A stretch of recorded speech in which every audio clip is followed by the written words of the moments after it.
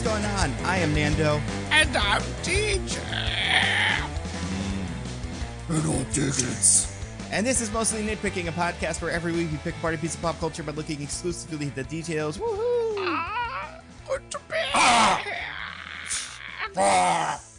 This week, we're talking about a movie that everyone loves, a movie that came out in January or something. And my sister was like, did you hear about this movie? And I was like, no. And then I watched it on the phone, like for the end of it with her, and was like, oh man, this is pretty weird. Now we're doing it on the podcast. We're talking about imaginary, not if imaginary. Don't get them confused. I don't think a child would be scared of this though, so I think you'd be okay. I don't know. It might be little problems. Just a little bit.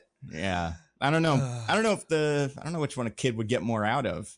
Does a kid know who Steve Carell is? Like, is that fun for them? Like, oh yeah, it's like The Office. Because then it's like, just watch imaginary. Yeah, if you watch If with your kid, they'll just be like, "Mommy, Daddy, why does the main actor man, the daddy, seem like he's not really inhabiting the role, but sort of just like standing outside the movie, pointing at the role?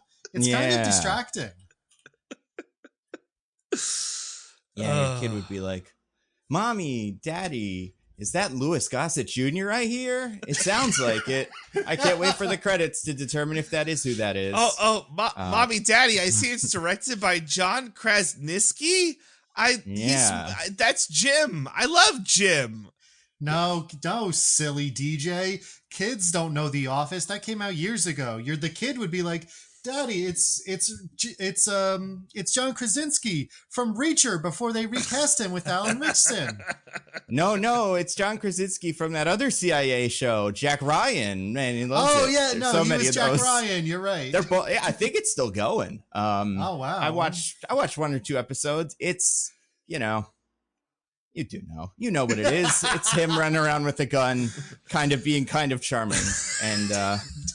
Daddy, it's John Krasinski who did my favorite COVID era talk show for a little bit. That he stole. Mm-hmm.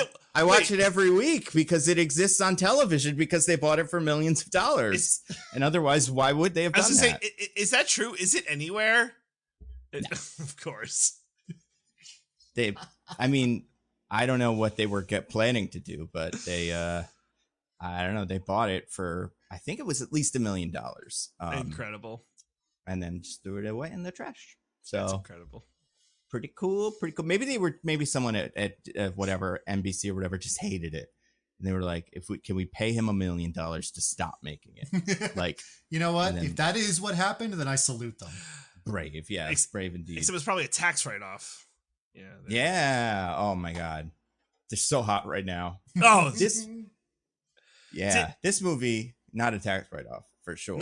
They went for it. Not exactly speaking of tax write-offs, but speaking of, I don't know, Zaslav, because he sucks. Did you hear he didn't get the NBA rights when last year he was like, we don't need the NBA rights. And then he was like, please, pretty please. He just didn't get them. So the NBA won't have basketball anymore. So we lose inside the NBA, one of the great. I was going to say the NBA doesn't have basketball anymore. HBO won't have basketball anymore. Who's in charge of basketball now? Sorry. The WNBA. It's all WNBA these days. You know interesting. You know what happened? I watched a really cool documentary the other day, Lady Ballers, about how men can participate in the WNBA. Well, that's what they're going to have to do because the NBA is over. They're all going to have to pretend to be trans as a way to get back with their kids or whatever because their wife is dating Matt Walsh. I am still regaining the faculty of speech because I had the simian flu, and it's crazy how I got the cure. It's gave it to me, guys, and I apologize about every bad thing I ever said about this guy. Mark Wahlberg mailed it to me because he listened to the podcast, and then he was like, "I feel really bad," so I got it in the mail from him. So I'm like, thank you, Mark Wahlberg, for curing me of simian flu, but that's why I can't talk super good because I'm still kind of getting over that. But yes, that makes sense. Did they give him the cure for simian flu after he worked on the Tim Burton Planet of the Apes? Yeah, that's probably how he got it. Yeah. It's like, I was going to say, I assume they accidentally made simian flu when they were cooking their hamburgers, and then they had to invent an antidote for that. 10 years roll by, and then the actual simian flu shows up, and then they're like, you'd never believe what actually works for ours. Had the hamburgers. So they were giving those away to people as the antidote. Maybe, allegedly, who could say? Yeah, there's no way to know. Yeah, but you guys, speaking of that, it's a movie. Well, before that, we have to talk about news. Speaking news, Diggins, what's the news this week? Oh, well, have you guys heard of this little thing called OpenAI? Yeah. Yeah. I think they own probably the Chat GPTs. It's listening to this right now, probably learning all of our little cadences. Our voices. Yeah, exactly. Well, they recently unveiled a new version of their extremely good and not at all damaging to society and also just not functioning very well product. Mm-hmm. In which, instead of just having text spit out on a screen, a sexy lady says it to you. It really is that, though. I could not, for people that haven't heard it, go listen to it, because it's so oh, hey, what do you need from me? Wow. You're asking me? I mean, sure. What the temperature outside? Oh, I couldn't possibly know. Let me just look it up for you real quick. I feel like it's fair. Could you explain it to me, actually? Yeah, it's really warm because all I'm wearing is this bikini. But for you, it's probably going to be even warmer because you're wearing regular clothes, she would say. But anyway, so yeah, it's not just a sexy lady Chat GPT, though, according to... it's not just some generic sexy lady. Some people noted that it sounds almost like Scarlett Johansson, specifically the voice she mostly just used her regular voice, but the cadence and tone that she used when she played the phone AI voice in the movie Her. Yeah. Now, did you guys listen to this before you heard that Scarlett Johansson thing? Did you hear the ChatGPT voice and go, that sounds like Scarlett Johansson? I wonder if that's just me. I did not, unfortunately. Did you do that, Nando? Yeah, and it's part of me is just I guess it sounds like it because that's kind of what I was expecting, but apparently that's not why. Now, if you're a generous or reader, listener, what have you, you might see that and be like, well, I mean, Scarlett Johansson, I mean, she is a specific actress, but she doesn't have an incredibly distinctive tone of voice. It's possible that this is just some weird coincidence. Or, the AI, because it steals everything, just happened to end up recreating her voice from stealing a bunch of stuff. I'm sure there wasn't any kind of intentional malice aforethought. Well, dear listener, it turns out we discovered in a statement released by Scarlett Johansson that they approached her before making this saying, we want to use your voice because of the movie Her. I bet you're flattered. I bet you're so flattered about this. She considered it for a little bit, but then she declined. She said no, I'd rather not license my voice for that. And then they did it anyway. Yeah. We love it so much, guys. Now, of course, move fast and break things. That's what they say. Break your relationship with Scarlett Johansson. Now, of course, though, everyone realized that they were doing something that could be a little shady. And so nobody tried to be cute about it or say something that could reveal exactly what they were doing in a sort of oblique, plausibly deniable way. Oh, wait, sorry, hold on. I'm getting reports just now. Apparently, when they released it, before the Scarlett Johansson thing came up, Sam Altman, the CEO of OpenAI, tweeted only the word her. Yeah. He nailed it. He nailed that And one. did you see right before that, he tweeted Don John? And then before that, he tweeted Scoop. And then before that, he tweeted Eight-Legged Freaks, which she was also in. And then before that, he tweeted Home Alone 3. And you were like, she was in Home Alone 3? And you were like, yeah, she was. Was she the apparently. mom? I don't know. Let's see. Probably not. She's probably too young at the time. It's 97. I'm betting she was an older sister or something like that. Well, yeah, I guess she was like teens then, I guess. Yeah. Teens can be moms, though. It's true. There's a whole show about it. Nothing stopping them. There is a whole show about that.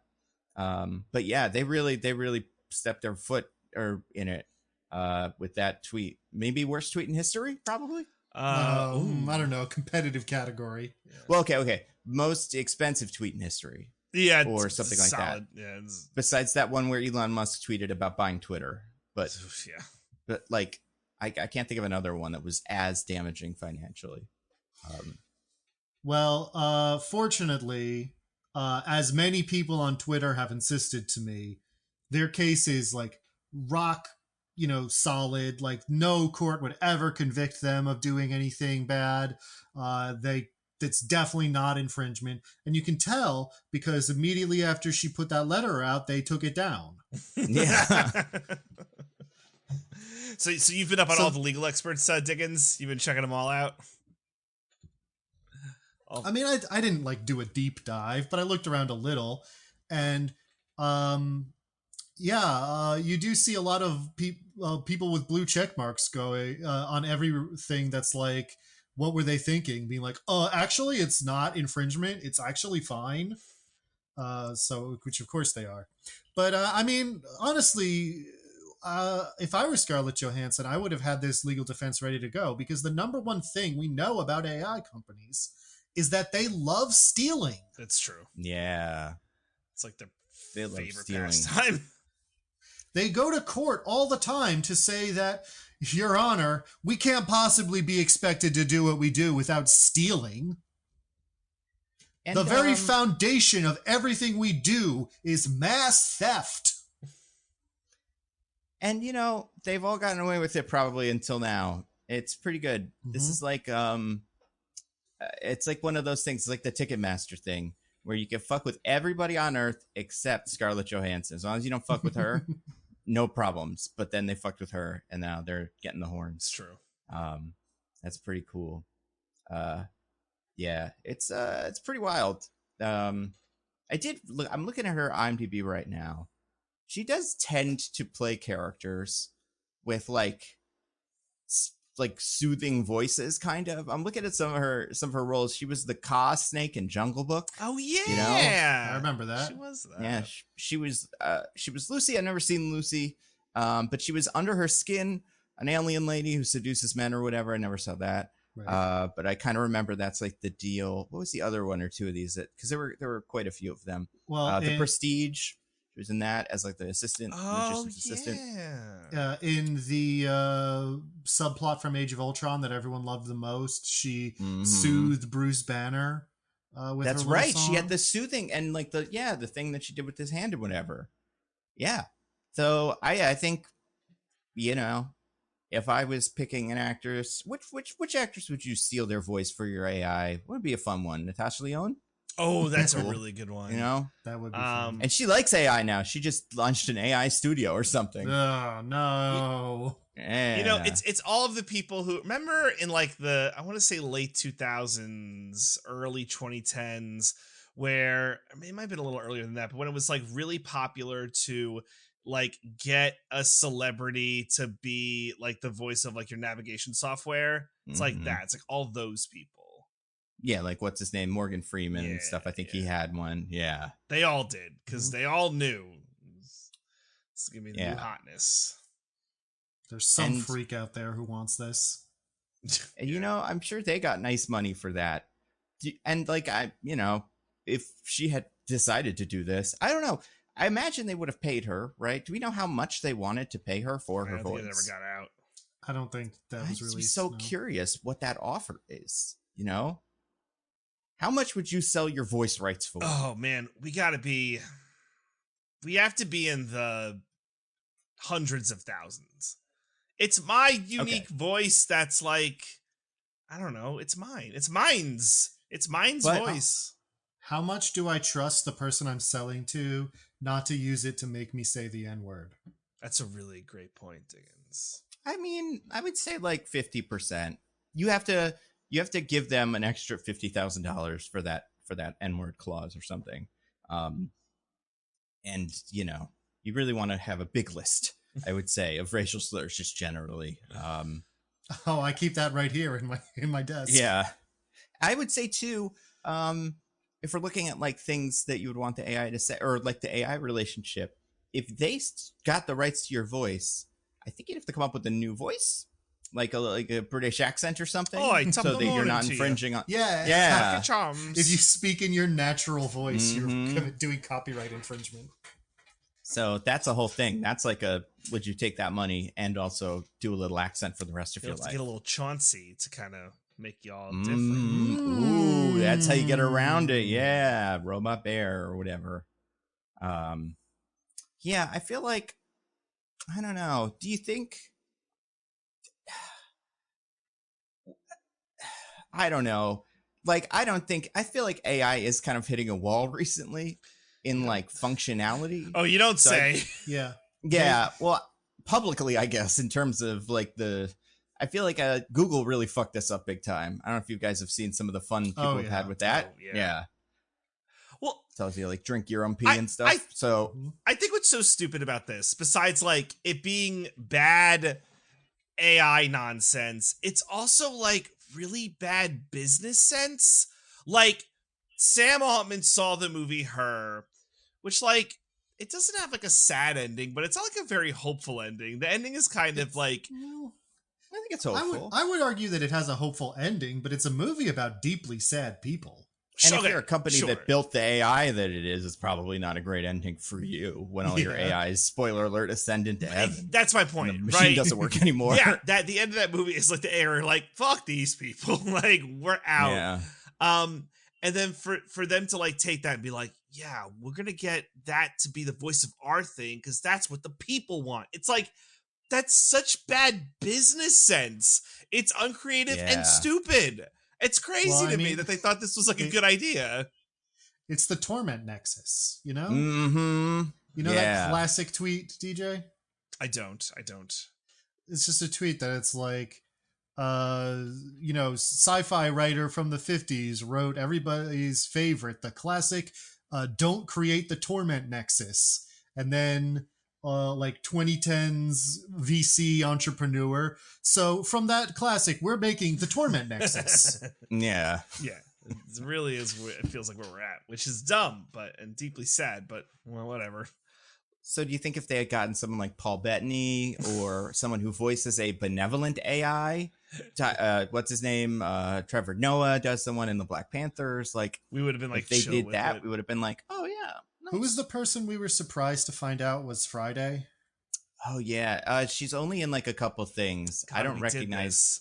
I don't remember her name, but it's Scarlett Johansson with an accent. Oh my god! Oh no! She can play anyone. She could play a tree. She could play a Japanese lady. Nothing can stop her. You guys remember that? Carrie Condon. That's right. Yeah, I knew it was surprising. Yeah, someone from a movie that we did this year about a family and a certain monster thing that maybe exists, you know? So, right? Night Swim's own Carrie Condon? Yes, I'm talking about Night Swim's own Carrie Condon. Yeah, I got a lot of Night Swim vibes from a certain movie, which I'm sure we'll talk about. Don't say. Maybe. I'm not going to promise it. My only other thing about Scarlett Johansson, speaking of, I don't know if you guys saw this. Did you know she's producing maybe knock on wood, spoiler, air quote, whatever, a Disney show about a spy from the 50s that might be starring Taylor Swift? Apparently I did see that. The new news. Yeah. The Blonde Phantom, which is spooky.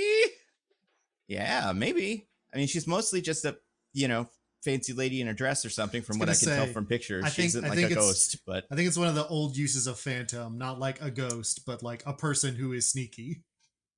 Yeah. But yeah, I think that's interesting because Taylor Swift is a big star and that is something to do, be in one of these things. And she has a gun and it's the 50s. You excited for that show? Do I have a choice? No. Not if you want to live. Yeah, right. Yeah. Excitement is mandatory. It is weird. Has Taylor Swift acted before besides Cats? I was going to say she's Ballerina. I think there's a movie she did, isn't there? The Eras Tour. I don't know. Yeah, I mean, no, like a real movie. Oh, I mean, Nah. All right, Swifties. This is an odd name on Twitter. All right, a narrative film. How about that? Swifties. His name is. This is an odd name on Twitter. He's trying to doubt that there is a narrative in the Eras tour. As we all know, it tells a story about a something. She was in the Lorax. Yeah. Oh yeah, she was the girl. Daughter. Yeah, she's also in Amsterdam, but I still haven't seen that. Oh, me neither. I hear. And she was in The Giver. Remember The Giver? No. I do remember The Giver. I didn't know she was in it. Yeah, she was apparently in it. So pretty cool. And she was in Valentine's Day, one of those movies about a holiday. I think that's the one I was thinking of. How is she not in like the like Trolls movies? Like I guess the next one will be her. I mean, I would assume they just couldn't get her, and then that's why they did Backstreet Boys instead. Her stock's like plummeting, right? They actually got the first ever NSYNC reunion in the Trolls. Oh, that yeah. Never mind, it's the other one. Sorry, NSYNC fans, don't be mad at me. They're both the same. Yeah. Well, in terms of reunion, they're not the same because it's easy to get the Backstreet Boys to get back together. But it's almost impossible to get Justin Timberlake to agree to any NSYNC thing. That is true. That's true. Especially if you're like me and you try to go to the Backstreet Boys concert and it gets rained out and you're stuck in the parking lot for 3 hours. You know, that could happen. So sometimes those reunions not as tough to do as you would expect. But wait, her stock is bad because their new album's bad or something. It's not that it's bad. It's just according to some. I think it's the lack of bops. I think in this era, you still need to make bops, right? Like if I go to the Billboard Top 100, right? I'm willing to bet if I just start going down, it's a ton of bops. Probably that Sabrina Carpenter song, right? That's like the hotness right now. Number 1, I Had Some Help, Post Malone featuring Morgan Wallen. Literally don't know what that song is. 2, Not Like Us, total bop. We covered it. I was gonna say, sure, yeah. Taylor Swift just has to write a song about how Drake's a pedophile, and then she'll be back on top. Or an equivalent pedophile. You know, who else have we found out recently is a pedophile? What if she went right for like Ghislaine Maxwell or something? You know, she wrote some Ghislaine Maxwell diss tracks. That's a good idea. Just a safe pedophile. None of us hate or none of us like. You know, we can all hate on as a group. That way she cannot fail. Let's see what else we got. We got $3 Million Baby by Tommy Rickman. I apparently just don't listen to music. It was a theme song for $1 Million Baby, the movie where what's her name falls and breaks her neck or whatever. Of course. Yeah. Hilary Swank. Yeah. Hilary Swank. For a bar song, Tipsy by Shabuzi. Probably a bop. I remember Tipsy. Do you remember Tipsy from our childhood? Everybody in the club getting tipsy by Jay Kwan or Jay something. You remember it. If you heard it, it would be, your memory would be jogged. Where's the Sabrina Carpenter song? It's the only thing I know from culture. That's 9 Espresso, which is below Fortnite, the Taylor Swift song. That's the only one that's on the top 10. Is that Me Espresso? I don't know. I still haven't heard it, but I know it's popular. It is popular. And I have credit with the youth for knowing that. I am young. Yeah. 5 Beautiful Things, Benson Boone. 6, Lose Control, Teddy Swims. 7, like that, Future, Metro Boomin and Kendrick Lamar. Bop. And then 8, Fortnite. 9, Espresso, that's a Sabrina Carpenter song. And then 10, Too Sweet by Hozier. I don't know. Also probably it's a not bop. Hosier, right? It's a different person. Dude, I don't know, man. How you spell it? How am I supposed to know these things? It's Hozier. We sound so old right now. We're the oldest people ever. We are old. No, Hosier was like, he had that song, Take Me to Church, that was him. Right. So cool. I imagine he's back. Finally, you know. No, do you know that his name should be pronounced Hosier, or are you saying that? No, I do know that. He's Irish. I remember when he was popular. I didn't mind that song. You know what? I actually had that album, and I think it was okay. The whatever Take Me to Church was on. I can't remember what the album was called, but because you love church. I like being taken to church. I like church, and I like it when church means sex or something. I can't remember what the metaphor is supposed to be, but I like it. I'm pretty sure it's a song about like going to church every Sunday and being devout and fulfilling your duty to God. Nothing better. Well, that's why I like it, is because it's about that, but it counts as going. You know, like you have to have the song play once during Sunday, and then it's like you did go to church. Hosier gave you church. But yeah, I imagine that's who that is. Yeah, music's cool. We all like it. we're all children, and we all still and get we're it. young. Yeah, we're so young. Still with it. We're I know not to Yeah. use the laughing crying emoji. I use the sob emoji and the skull emoji when I think something's funny.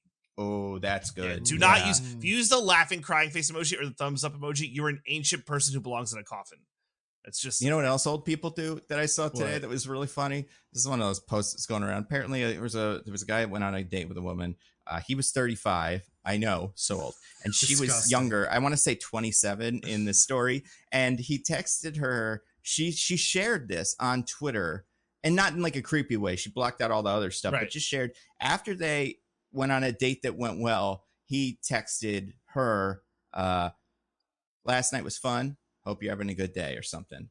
And then that was apparently like, what a crazy text to Wait, send. really? Is that bad? What is he, a serial killer? Yes, apparently it's bad. Yeah, It had obviously- punctuation, so that's obviously not a good What sign. am I to do though? How do Obviously, that's a crazy thing. We all agree, and we all know why. And Nando will say why right now because we all know. Because he didn't send the Hosier song we all like instead. You know, a link to that hot new Hosier track. Take me back to church. I miss church. Laughs Catholic off his new album. Off his new album. What's that thing where it's like you go to all the churches or go to all the gods, so you technically maybe get into heaven? There's a name for that. What? Pascal's Wager. Pascal's Oh. Wager, yeah. Off his new album, Pascal's Wager. All the songs are Take Me to Temple, Take Me to Mosque, Take Me to Scientology Prison, whatever. Take me to the volcano town in full like of ghosts. Washington. Yeah, take me to the town in Washington where they did a big cult and took over the town or something. It's a good album. But yeah. All bops, by the way. All bops. All bops. But yes. So that's what you're supposed to send instead of hi, nice day or something. Yeah, that's what we all knew. Good job, Nando. Thanks for explaining. Yeah. I hope I'm pretty sure I'm pronouncing Hosier right in a way that's fun. Wait, DJ, what do you mean? What are you supposed to do? You're married. You don't have to do this True. anymore. In a hypothetical scenario where I might have to do that or something. I'm just trying. Or when you just send decide to any- want to have an affair. Or send any text to a young person and not seem old, you know? Yeah, like like, send it to someone It's cool. why I do like the sob emoji and the skull emoji when I think something funny, so they know I'm young. That's a tip for all of Yeah. you millennials out there. Stop sending the crying laughing face emoji. You're an old person. Stop doing it. I mean, Well, good news for me. I never started.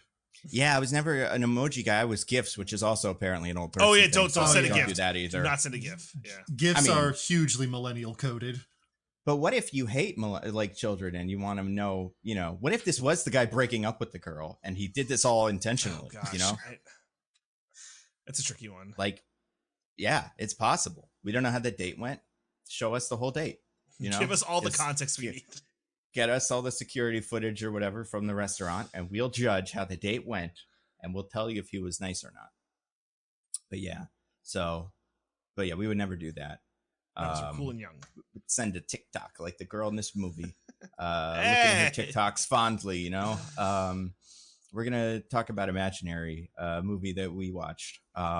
It's this week's movie again because my sister told me it was funny, and then I watched a little bit of it and I agreed. So Oh, we'll look at that. Well, yeah. Wow. Look at us. Look at us. Look at us. Look at us being imaginary. Paul Rudd's probably an if, right? I'm just gonna take a wild guess and it's say gotta he's be. in it. I'm gonna guess he is some kind Is of. he married to John Krasinski? In that he's like the same kind of guy, you know, like a cute guy that everyone likes, you know. Yeah. If he's in it, he's not credited, so If I got to save somebody for the sequel, I guess. if I had to If then, if I had to guess his That's what you character, he's some kind of. The Idina Menzel musical? that's Ah! right. Yeah, I can't wait for that. If I had to guess Paul Rudd's character, I'd say he's some kind of toaster, like a little, like very like happy toaster. Oh. That would be my guess. Or he's the You don't think he'd be a little ant and they'd be cute? Two on the nose. Hey, look at that ant, man. Two on the nose, or he's the invisible one. Oh, Remember two that? on the nose for the John Krasinski, Yeah, all right, Krasinski fine. Imaginary Friend movie starring Ryan Reynolds. You think that's two on the nose for that movie? Maybe he's worried that like Marvel would assassinate him or something. yeah. Well, that wouldn't work because then Ryan Reynolds was in it, and I think a couple of other Disney people, like Marvel people. John were Krasinski's in it. He's Mr. Fantastic, you know. In an alternate universe. And- Well, yes. and I'm sure when Secret Wars shows up, they're gonna get everyone. I guarantee any actor who's in a sure. movie post Infinity War, in the contract they signed was like, and you will show up for Secret Wars, even if we have to scan your face and put your face in, and we'll just AI your fucking voice, and now that's you now. Mhm. That's Except for Scarlett Johansson's voice. She's the one that they have to use in real life. She's going to come in and record lines alongside 15 computers with little dots beeping and stuff.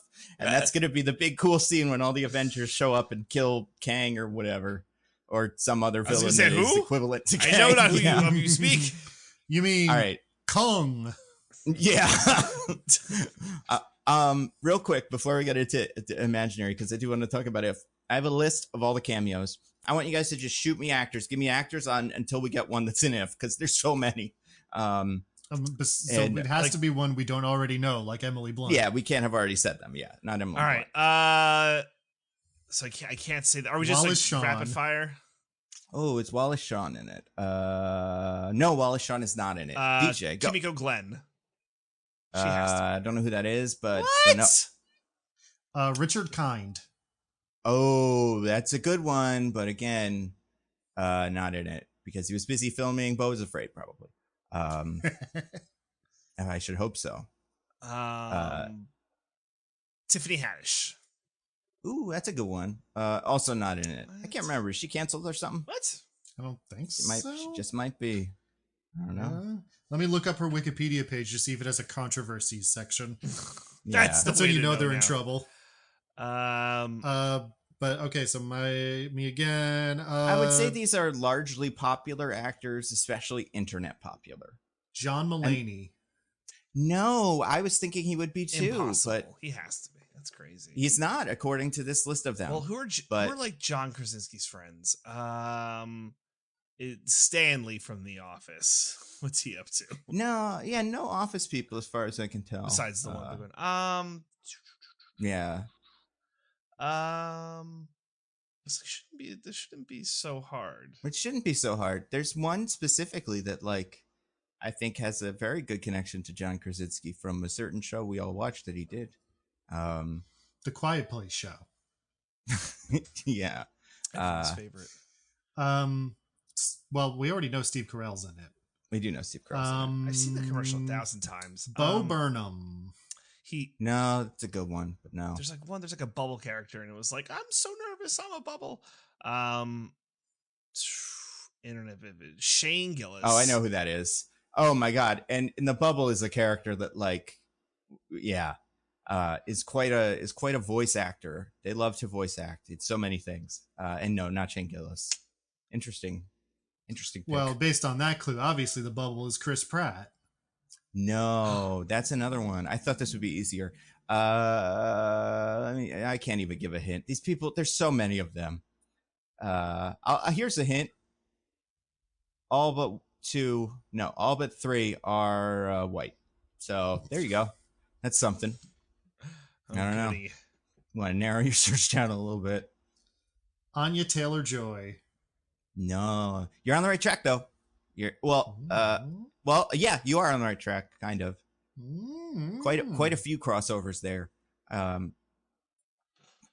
any guesses? I don't know why I'm so tapped out. Anya Taylor-Joy was close. Name an actor. Name any actor for $1. Give me an actor. Is it a Conan O'Brien? No, that's a good one. Can he make his way in? Diggins? Matt Smith. No. That's another. No. DJ, an actor? Any actor? I was sure you would get one of them by now. Tina Fey. No, again, on the right track. Damn. Diggins? Amy Poehler? Nope, again, on the right track. DJ? Oh my gosh. Idina Menzel. Nope. Diggins? Kristen Wiig. Nope. On the right track. DJ? How many SNL female alum can we possibly name? I've got at least a couple more. The other one. I don't know what to tell you. I will Diggins go then. Like, you just take Kate McKinnon. Nope. Another one. Adie Bryant. Nope. The other one. Go older. From the Tina Fey class. Maya Rudolph. Yep, Maya Rudolph. Finally. That's one of them. Finally. All right, here's the list. If anybody doesn't want to be spoiled by all these wonderful voices, don't listen. Here we go. Aquafina plays the Bubble. Oh, of course she everyone's does. favorite voice actor. I was going to say Aquafina, but then you said they're almost all white. So I was like, all right, not Aquafina. Almost. It's, yeah. Then some of the just actor, like plain old actors. George Clooney, Bradley Cooper, Matt Damon, Bill Hader. He's not really a plain old actor. Sam Rockwell, Brad Pitt from Some More News or whatever, Some Good News. See, he was a weatherman. These are too big for me to have guessed. Yeah, it gets smaller. Okay. Jon Stewart, Amy Schumer, Really? Maya Rudolph, Matthew Rhys, don't know who that is, Christopher Maloney, Sebastian Maniscalco, Another Blake person I Lively, thought about. Ryan Reynolds' his wife, talking so about? that was A-lister, like that should have been easy. Keegan-Michael Key and Richard Jenkins. But yeah, so I thought you were going to Keegan-Michael Key or Sebastian Maniscalco because they were also in Mario. What's the deal with all these imaginaries? I look over here, it's imaginary. I look over here, it's another imaginary. What's the deal with the imaginaries? How was that? Was that pretty good? I think For you're what? assuming a greater level of familiarity with Sebastian Maniscalco than either Nando or I have. Fair. I kind of assumed he had a stroke or something, so I'm glad that it's a Sebastian Maniscalco He impression. does like this Italian thing. He goes like, "What's the deal with Uber?" It's like he's doing the Jerry Seinfeld, like, "What's the deal?" But he makes it like a little Italian and softer. Like, I don't get it. I used to call him, pick up the phone.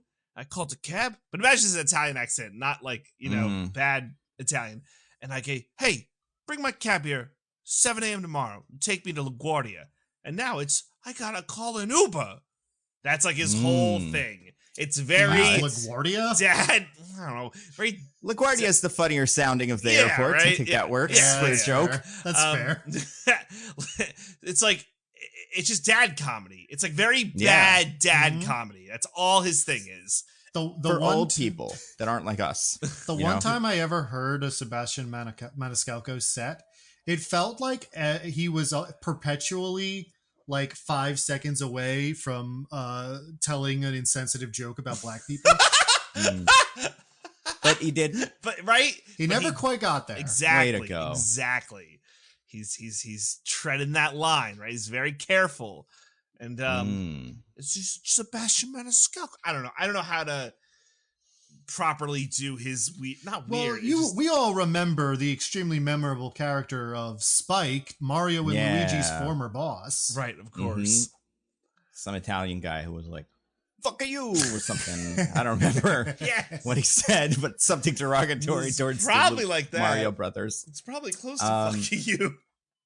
But yeah, speaking of carefully making lines or something, we got to talk about a movie where characters carefully draw lines. A movie called Imaginary. Ooh. Now that we've done 40 minutes of If.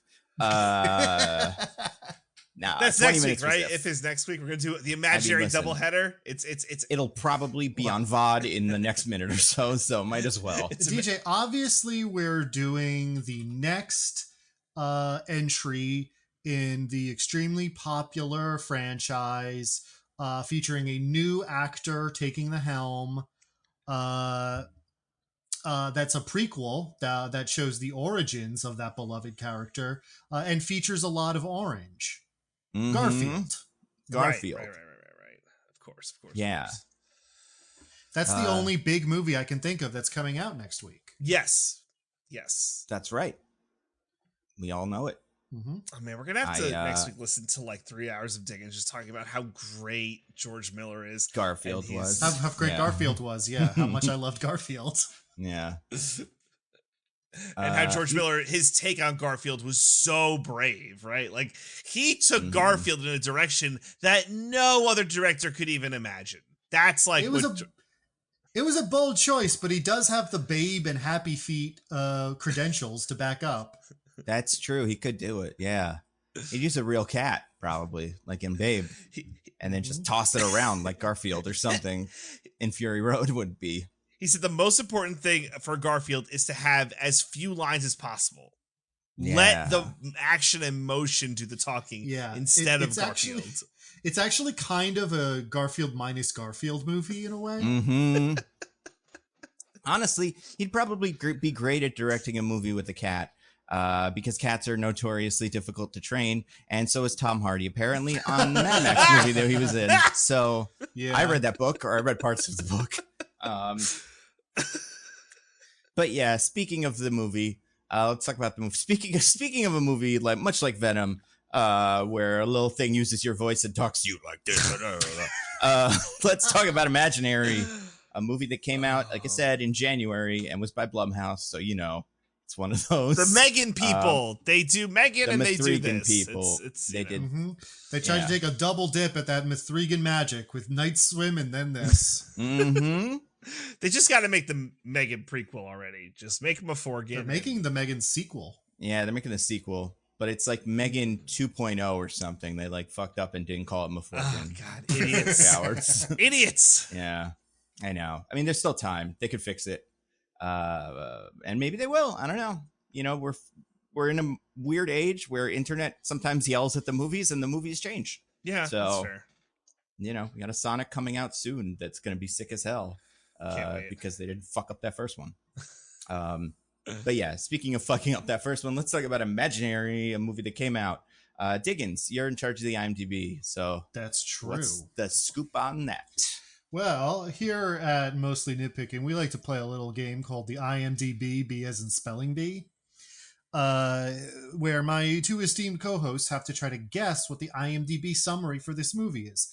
Now, you may be asking yourselves, where does IMDb.com get those summaries? Well, I'll tell you.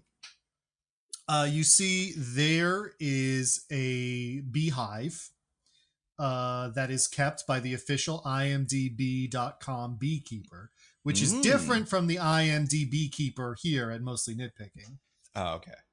Distinct. I was a little confused. Yeah, makes sense.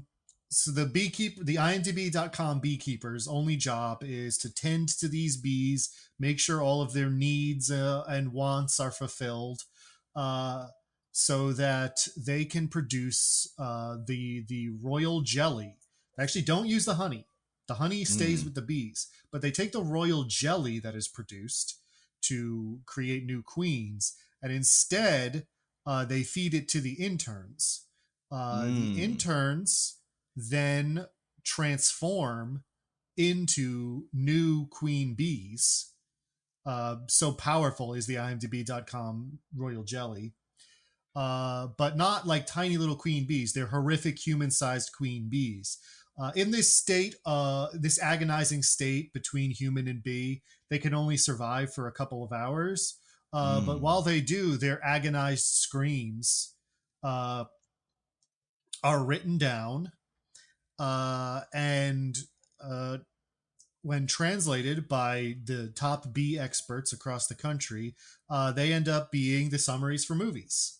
So I have the horrific screams of a dying bee person before me right here for Imaginary, and I'll say it's short and simple. Real quick, do you think that's why the summary for Madam Web was so bad? Is because bees are afraid of spiders? And then other question, do you think that's why the summary for Aquaman is so bad? Is because bees are afraid of water?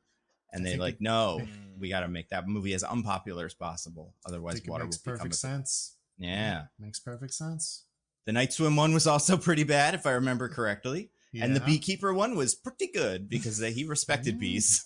It's all coming together. Yeah. So based on that, this movie probably kind of, I don't know, neutral on bees, I would say. Yeah, I'd say it's not like a perfect summary, but it's short and simple, but it's decent. Mm-hmm. Oh, now DJ, as 2 weeks ago's loser, you get to decide who goes first. So I'm gonna go second. Real quick though, because you guys talk about bees so much, it's like triggered something real quick. So I was on a plane in between the last podcast and this one. I took like a little trip with my family, and I like flying on a plane with a toddler's tough because you're on toddler duty the whole time. But I watched The Beekeeper as like my background movie, and it's the perfect plane movie. So if you haven't watched The Beekeeper yet and you're on the fence, wait till you're on a plane. It's perfect. It's the right length. It'll be like roughly the length of your flight. Let's take a really long flight. Depends on the flight, but well, sure. Yeah. There's no horrible sky or plane things in like the movie, so then you just kind of watch it without reminding that you're high in a plane that's gonna fall to the ground. And it's all the distracting action just with on a plane. It's perfect. So just watch it on a plane. It's great. When you started this, I was like worried that you were going to say you watched the B movie on a plane and forgot that the end of it is all about a plane or something. Oh. Bees have to pick up a plane. But instead, you watched Unfrosted, the hot new comedy from Jerry Seinfeld or whatever. I can't wait. That's different. We reviewed that one. I watched some of it. It's not that good. But is it bad because of woke, Nando? It's bad because of woke, and it is the thing with it, besides the wokeness and stuff, it's just it looks so fucking expensive that you're like, what? Like, how is this worth it to make this entire set for this one joke for this movie that nobody is gonna really like? Like, I just don't. I mean, maybe they thought they would, but it's the same thing with all the Netflix movies. Like, if these movies are really cheap, I get it because it's like, turn them over. But if this movie is that expensive, I'm like, how is this profitable for Frito-Lay? Like, it just doesn't make sense. You just turn into what's his name? God damn it. Jesse Plemons. You turn into Jesse Plemons' character from Game Night? Yeah, I do. With Mortimer instead of the dog that he has. Because he's holding a dog for that bit, I think. He is. But so I have to go. That's first. Also a good movie / good plane movie. That movie's fun. Also, no planes on it or in it. Well, they're never in the air on a plane. That's true. There was a plane. In fact, people very frequently have gotten sucked into those big propellers. So probably not. It used to be a good plane movie, but not anymore. Whoops. All right. So here we go. I'm going to say, I don't remember anybody's name. So I'm going to say a writer moves in with her oh man. There are two stepchildren, and one discovers an imaginary friend that may have sinister intentions. Okay. DJ.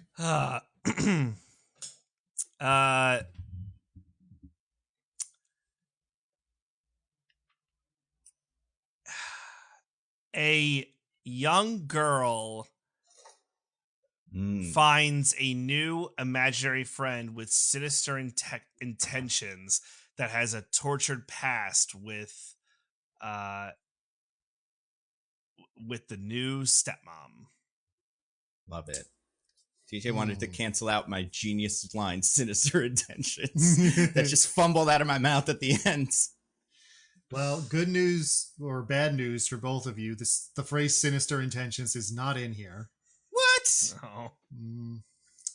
Neither of you did very well. That's what we like to do, is to make it impossible for you to decide. I feel like I could pick somebody, but I do have one tiebreaker thing I can do. Not the name game, because I defy you to name a single actor in this movie. Thank you. I mean, I know one.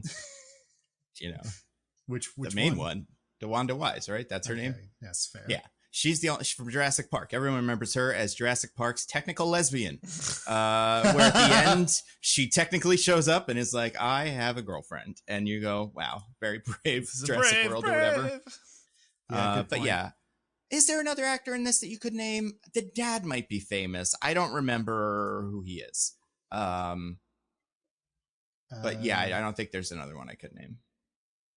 Yeah, so I have a different one. Okay. Namely, so I'm checking the dad's IMDb. I don't think so. These are not. All right. These are not big roles. Dad B. I am Dad B. I am Dad B. That's right. B. I am that B. I am. Yeah. That. Okay. There is a reference to a classic horror franchise in the background of this movie. Can either of you name either what references this franchise or what franchise is being referenced?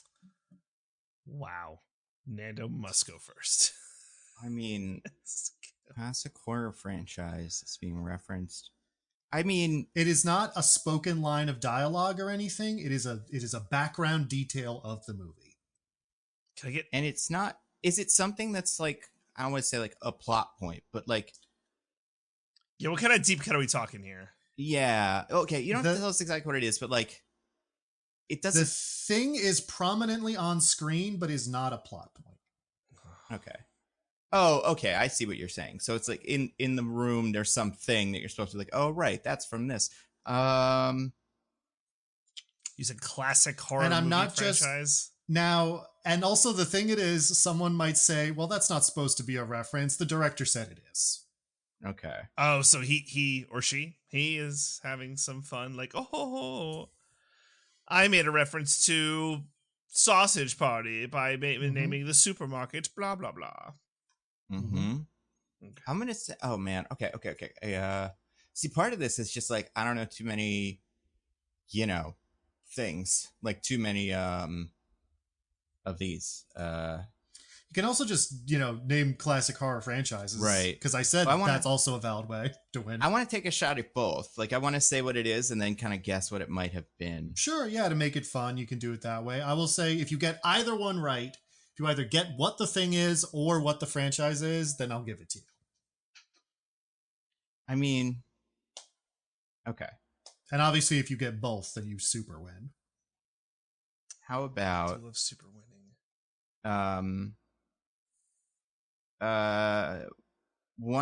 about this? One of the bottles of liquor in the cabinet is the same as one of the ones that they drink in Evil Dead or something. That's my guess. No, that is not correct. DJ. Oh man, is it that like the weird? Is the spider stuff a reference to like the Sting? Yeah, it's not the spider, is it? No, it's not the spider. It's not a character or something. It's a detail. Right. Because I was hoping that, because I was like, yeah, it's the spider from it that just is the bad guy in it, but no, I didn't. No, also the fact that the entire latter half of the movie is just the plot of Coraline, also not the reference. Yeah. All right. Let's say the movie. You said franchise, so I want to say, because for a second I was going to say Poltergeist, but Poltergeist I wouldn't say it's a franchise. It is a franchise. It had multiple movies. So I'm going to say the movie is Exorcist, and the thing that comes from it is God, I can't name a single thing from Exorcist besides maybe there's like a thing on TV that someone's watching at one point that's also on the Exorcist TV or something. Incorrect. Is like, okay, I think the bad guy at one point is like wearing a mask in a couple scenes, is like one of his masks from like Friday the 13th. Incorrect. Okay, how about this? So I'm going to say, without knowing anything about it, how about this? This would have to be a plot point. I'm going to say it's a Child's Play thing, because that's kind of what this movie is a little bit. But I've never seen any of the Child's Play movies, so I'll just say maybe one of the characters is wearing like a striped shirt or whatever, and that's kind of the same shirt that you could see on Child's Play. No, I will say you guys are in the right era right now. Oh, really? Mm-hmm. Okay. Does the whole thing take place on Elm Street? Like from Nightmare on Elm Street? Good one. That is correct. Nice. How stupid. I'm mad I got it right. Is that what it is too? It takes place on the street Elm? It's on Elm Street in the town of Springwood, which is also the town from Nightmare on Elm Street. He went full, okay. Mm-hmm. Could this technically take place in the Elm Street-averse or something? I don't know, maybe. I guess my question is Elm Street like engulfed in flames at the end of one of those? Something then it can't be. Johnny Depp gonna heroically show up in the end of this one like he did in 21 Jump Street or whatever. Cool. Oh, that's great. Now, I would have given it to Nando if I had to pick based on the summaries. Wow. But DJ, you did get both things correct. Yeah, that's so pretty good. I'm going to give it to you. Okay. So what was the summary? The actual summary was A woman returns to her childhood home to discover that the imaginary friend she left behind is very real and unhappy that she abandoned him. So it was about the woman. Okay. Yeah. So yeah, the one thing that Nando had over you is he centered it around the mom instead of the daughter. Okay. But but both of you had that there's an imaginary friend, and neither of you did that it was her childhood home or that the imaginary friend was abandoned or any of that stuff. I guess that's fair. Interesting. Okay. So I get to say what I think about this movie. Yeah. So DJ, you get to open it up. The floor is yours. I have my thoughts on this movie are multifaceted. I don't like it, but like I don't hate it. It's like I actually think I don't want to like spoiler free. I don't want to give away the parts, but I thought there were some parts in the middle of the story where I'm like, oh, that's an interesting choice. That's an interesting choice. And like, I'm not going to ding it for like the dumb horror things it does. Besides like going from the very, very dark scenes to the very, very bright scenes from a light perspective, God. It was too much. It's supposed to be a gradient, people. Come on. We already know how to do this. So that was annoying as shit. But besides that, I feel like the movie had an idea for half of a movie, and then it didn't have a second idea, and it just didn't know where to go. And when we got to that point, I'm like, you lost me, movie. There was some funny parts, and there were some like good parts and stuff I enjoyed, and I liked the characters. But then it spilled into this other thing, and I'm like, we're not doing it, movie. We're just not doing this movie that you want to do because I don't care for it. I thought you had a nice slow burn, and then you're like, we creatively bankrupt, and now we don't have any more creativity. So then I'm like, overall, I'm like, oh, I think this movie's like bad. But I did appreciate some of the swings it took. So I'm not going to call it dog shit like the last Hunger Games movie, which it was. But this I'm kind of like, and yet the Mario movie was good. Exactly. Yeah. And and so I landed somewhere like a 4 out of 10, where it's like, good attempt, you failed, but I liked some of the stuff in there. So those are my thoughts on the movie. Nando, what did you think of the movie? I mean, I am in similar. I think I like this more than Night Swim, about as much as Mithrigan in terms of movies that this already is, because they make this movie every year, sometimes twice a year. But so like in terms of execution or like just in terms of like what the movie is, I don't think it's particularly scary. I think it's really poorly like put together in terms of just like the opening scene. I hated, but I loved it because of how crazy it is and how bad all the performances are. There are some really not good ones. And I will say, there's one actor in this that I think is doing a pretty good job. And I was like, that's not bad. Then it's the stuffed bear. No, but, well, and I there's something about the idea of it that is pretty dumb, but I liked it. And I guess I just like without spoiling it, the last third of the movie is pretty wild in that, when I saw the trailer, I thought I kind of knew what this was. And if you watch the first 2/3 of the movie, it's that. And then it takes a turn, and that's pretty funny. So yeah, I think I don't know if this is as entertaining as Mithrigan. I don't know. And I also think it's definitely not as memorable the same way that Mithrigan was memorable. But I do think it's got the same energy as like, you have drinks and then watch it and you'll have maybe a decent time with it. So I did kind of like it. Diggins, what about you? I definitely don't like it as much as Mithrigan, which I think is a genuinely well-crafted movie. I kind of land similar to DJ, but in the complete opposite way. Oh. Which is more how Nando felt, where the first, like the beginning of it feels like very like rote, like one of these horror movies where we're just repeating the same beats over and over again, where it's like, oh, maybe the teddy bear is evil. And like sexy boy comes over and then something happens to him. Oh, yeah. We just we established that right away, and then we just keep doing beats about it over and over again without actually developing anything. And it's like kind of boring, and also it's not well done because as you said, the performances are all bad, and and like the camera work's not that great. It's such a dark movie. Yeah, it's way too dark. I don't mean dark in terms of content. I mean, Right. It was difficult to see. And normally I don't have that complaint, unlike some other hosts of this podcast. But this one is so dark. And it's the changes, the swings too. It was very swingy. We didn't stay in one for a long time. My bet is that it was lit poorly, so it's very flatly dark, and that's why so many of the scenes, especially near the end, you just can't see anything, is because it was probably pretty bright, and they just darkened it up. Yeah, I think you're right. But then when the movie goes crazy, I don't think it gets good. I think it is still being done equally as bad as the first part.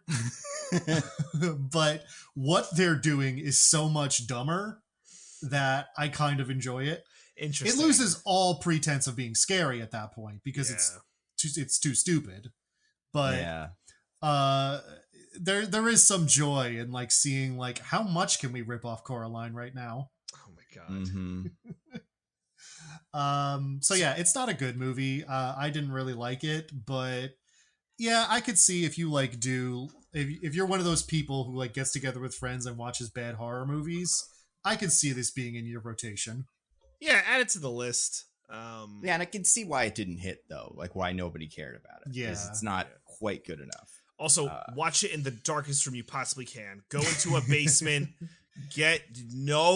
Watch it at midnight. Just all complete blackness. You have to watch it, and the brightness on your TV must be all the way up, or laptop, or whatever you're watching it on. But hey, all of our opinions having been said, a certain loser of a certain IMDb B as in spelling bee now has to tell us what happened in Imaginary. All right, so since I'm going to be talking for at least more than 5 minutes or whatever, I'm going to let Mortimer out of the office so you guys talk about something else. How about this? How many of the trailers for this did you see?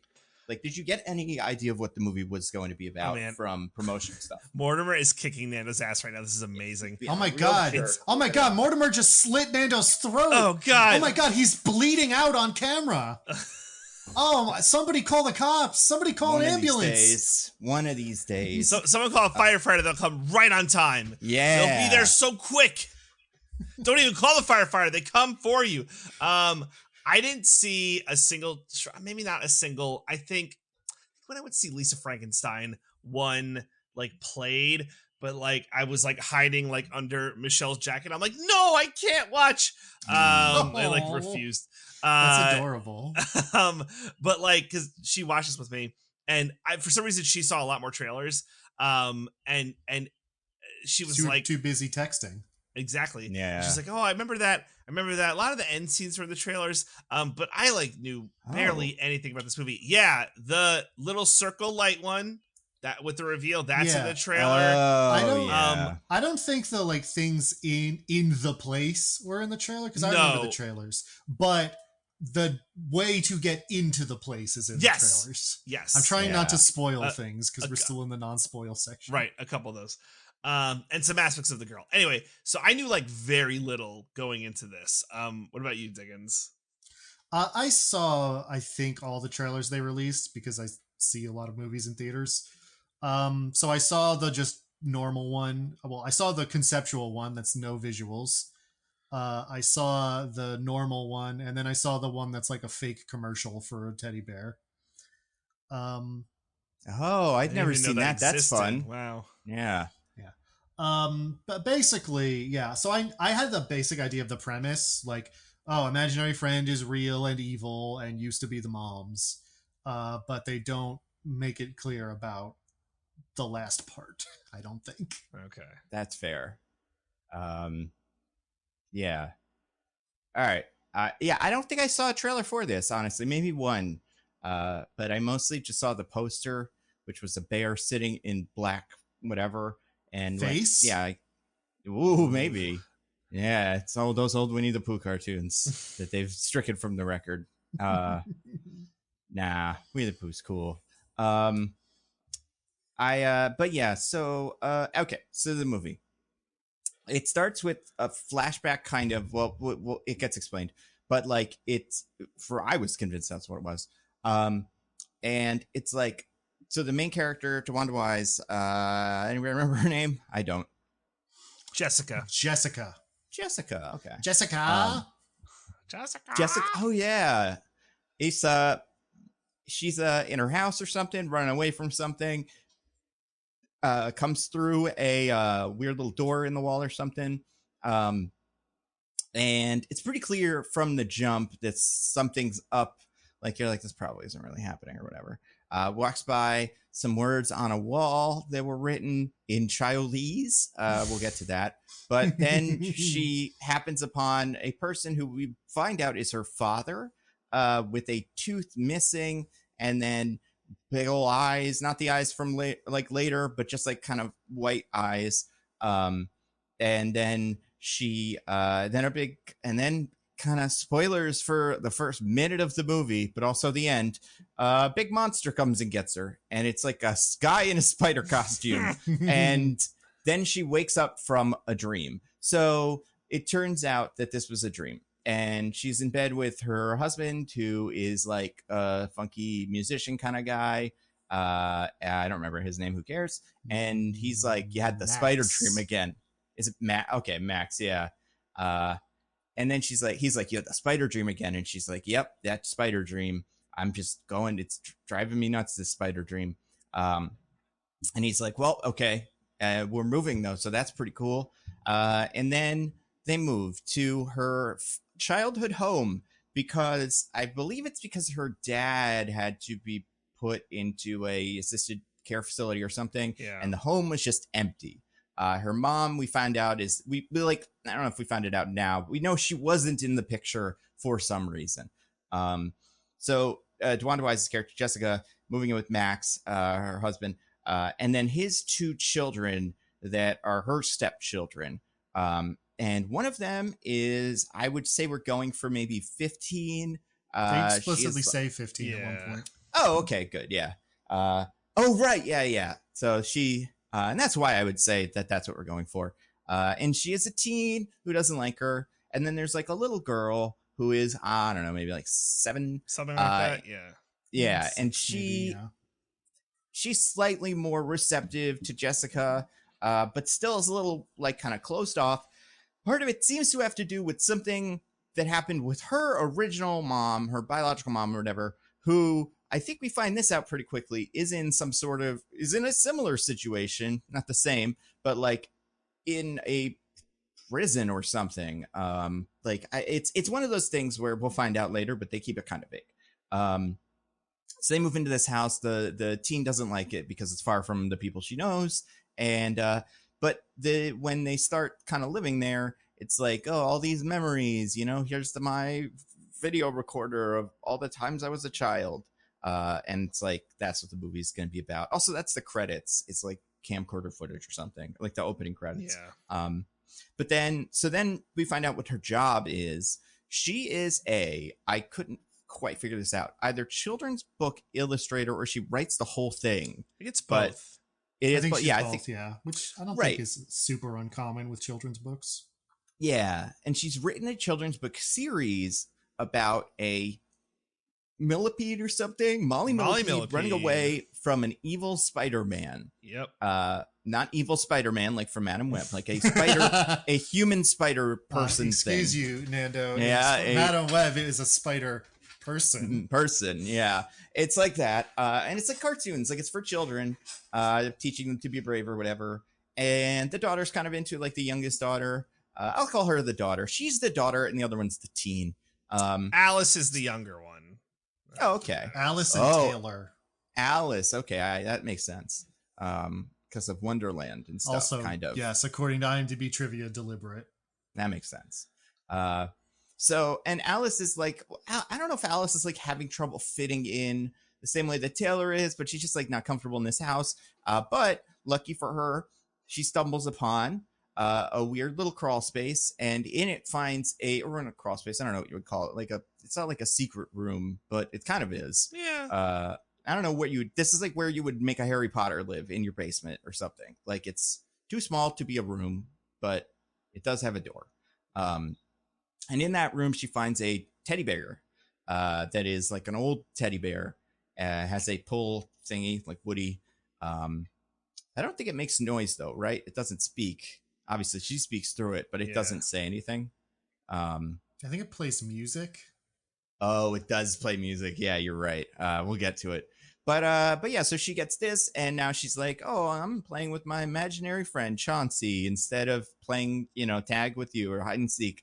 And DeWanda Wise is like, all right, cool. I don't have to do anything. Floats your boat. I'm having trouble writing my book, so now I get to do more of that.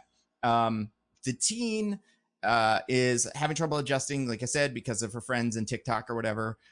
So she goes and meets the neighborhood, like the boy next door, who is some guy, and he's, I would say, a little bit older than her, but still conceivably a teenager. And it's that same thing like from Night Swim, where he's really into her. He probably keeps a laminated copy. Yeah, Romeo and Juliet law, right? It's very important. Yeah, and do we know where they are? I can't remember what state they're in. Is it Louisiana? I feel like I remember seeing Louisiana plates at one point. I feel like he probably doesn't even need that law then. He's probably just good. But yeah, you're right. I think it was Louisiana. And then this guy flirts with her a little bit, and she's like kind of receptive to it. DeWanda Wise comes in and puts the kibosh on that. And then, which like it's going to help her relationship with the teen. But whatever, probably can't let her get kidnapped or whatever's going to happen with this guy. And then, so the kid's playing with the bear and it's weird. I do think like DeWanda Wise has some moments where she's like, can see the bear move or something. And it's like, what's going on? But she doesn't really act on it.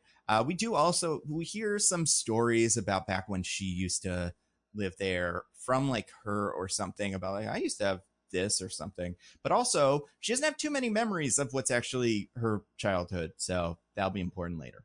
A bunch of creepy night scenes and stuff happen. Girls spending way too much time with the imaginary doll, and it's getting a little weird. So DeWanda Wise gets a slight bit, what's the word? Suspicious. Not that I guess she kind of does get suspicious that the doll is alive, but her suspicions are rewarded, but not the way you would expect, when it turns out that a woman is in the house with the kid. And the kid's like, oh, it's my mom's here. And then the mom just jumps out and is like, hey. And it turns out that this is the mom that had some sort of psychotic break or something that is the children's birth mother.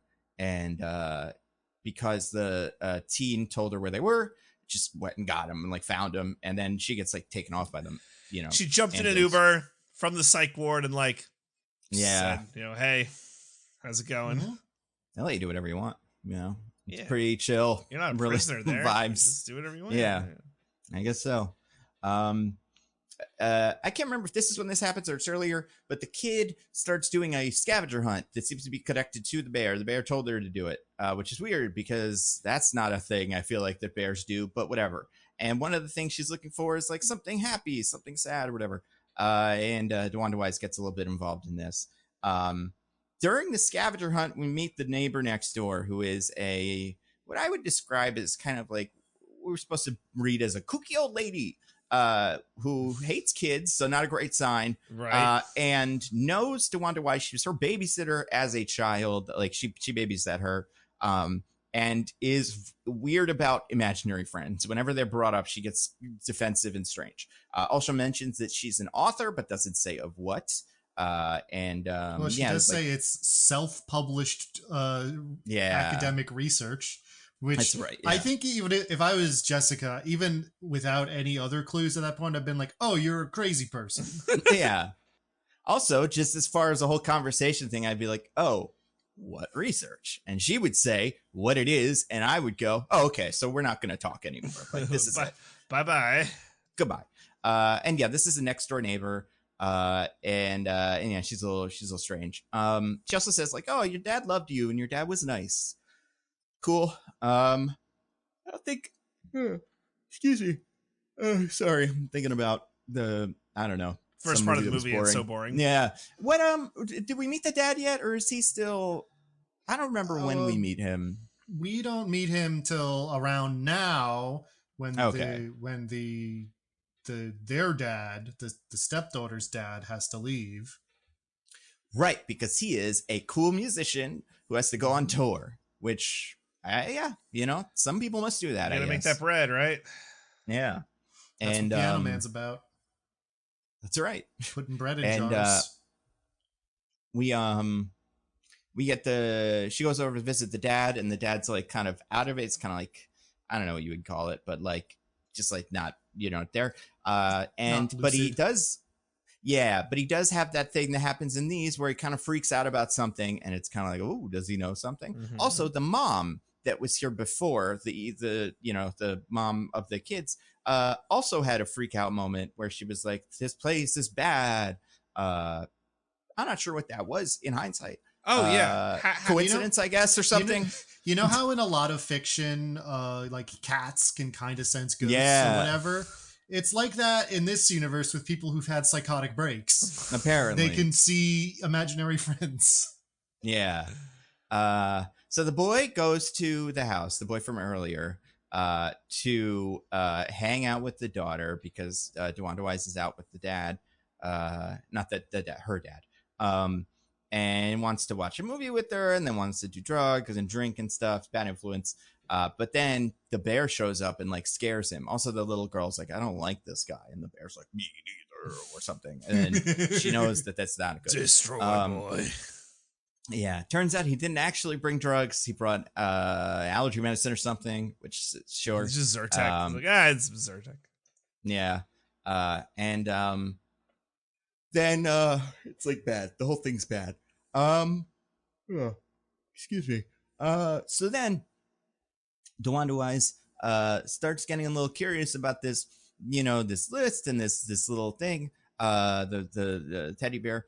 But then the girl almost impales her hand on a rusty nail, and it turns out that's part of the scavenger hunt. And then this mom, she's like, oh my God, this is the worst stepmother like situation ever.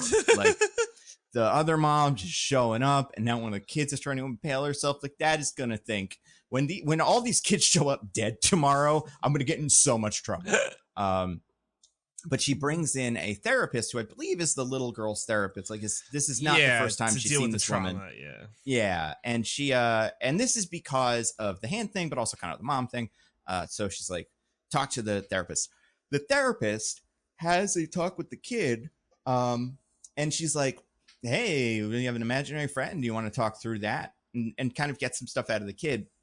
But when she starts talking about the imaginary friend specifics, the kid's like, the imaginary friend says that you should go away, and otherwise the imaginary friend will eat your 3 grandchildren. And the psychologist or whatever, I was gonna say psychic, but she kind of fulfills both roles. Is like, I don't even know how she knew that, besides maybe looking at my screensaver or whatever, but I don't have to, like, I want to tell you something, DeWanda Wise. There have been stories about people with imaginary friends turning into evil monsters, so this is probably that. And now DeWanda Wise is like, okay, something's up. We get a little reveal here of a fun secret. It's not super important, but it's just kind of fun, and I'll say it now. So spoilers for the movie. The bear isn't there. Nobody else can see the bear except for all the characters that have already seen the bear, like the boy and this little girl. But you watch videos, and it's like, oh my God, it wasn't even there.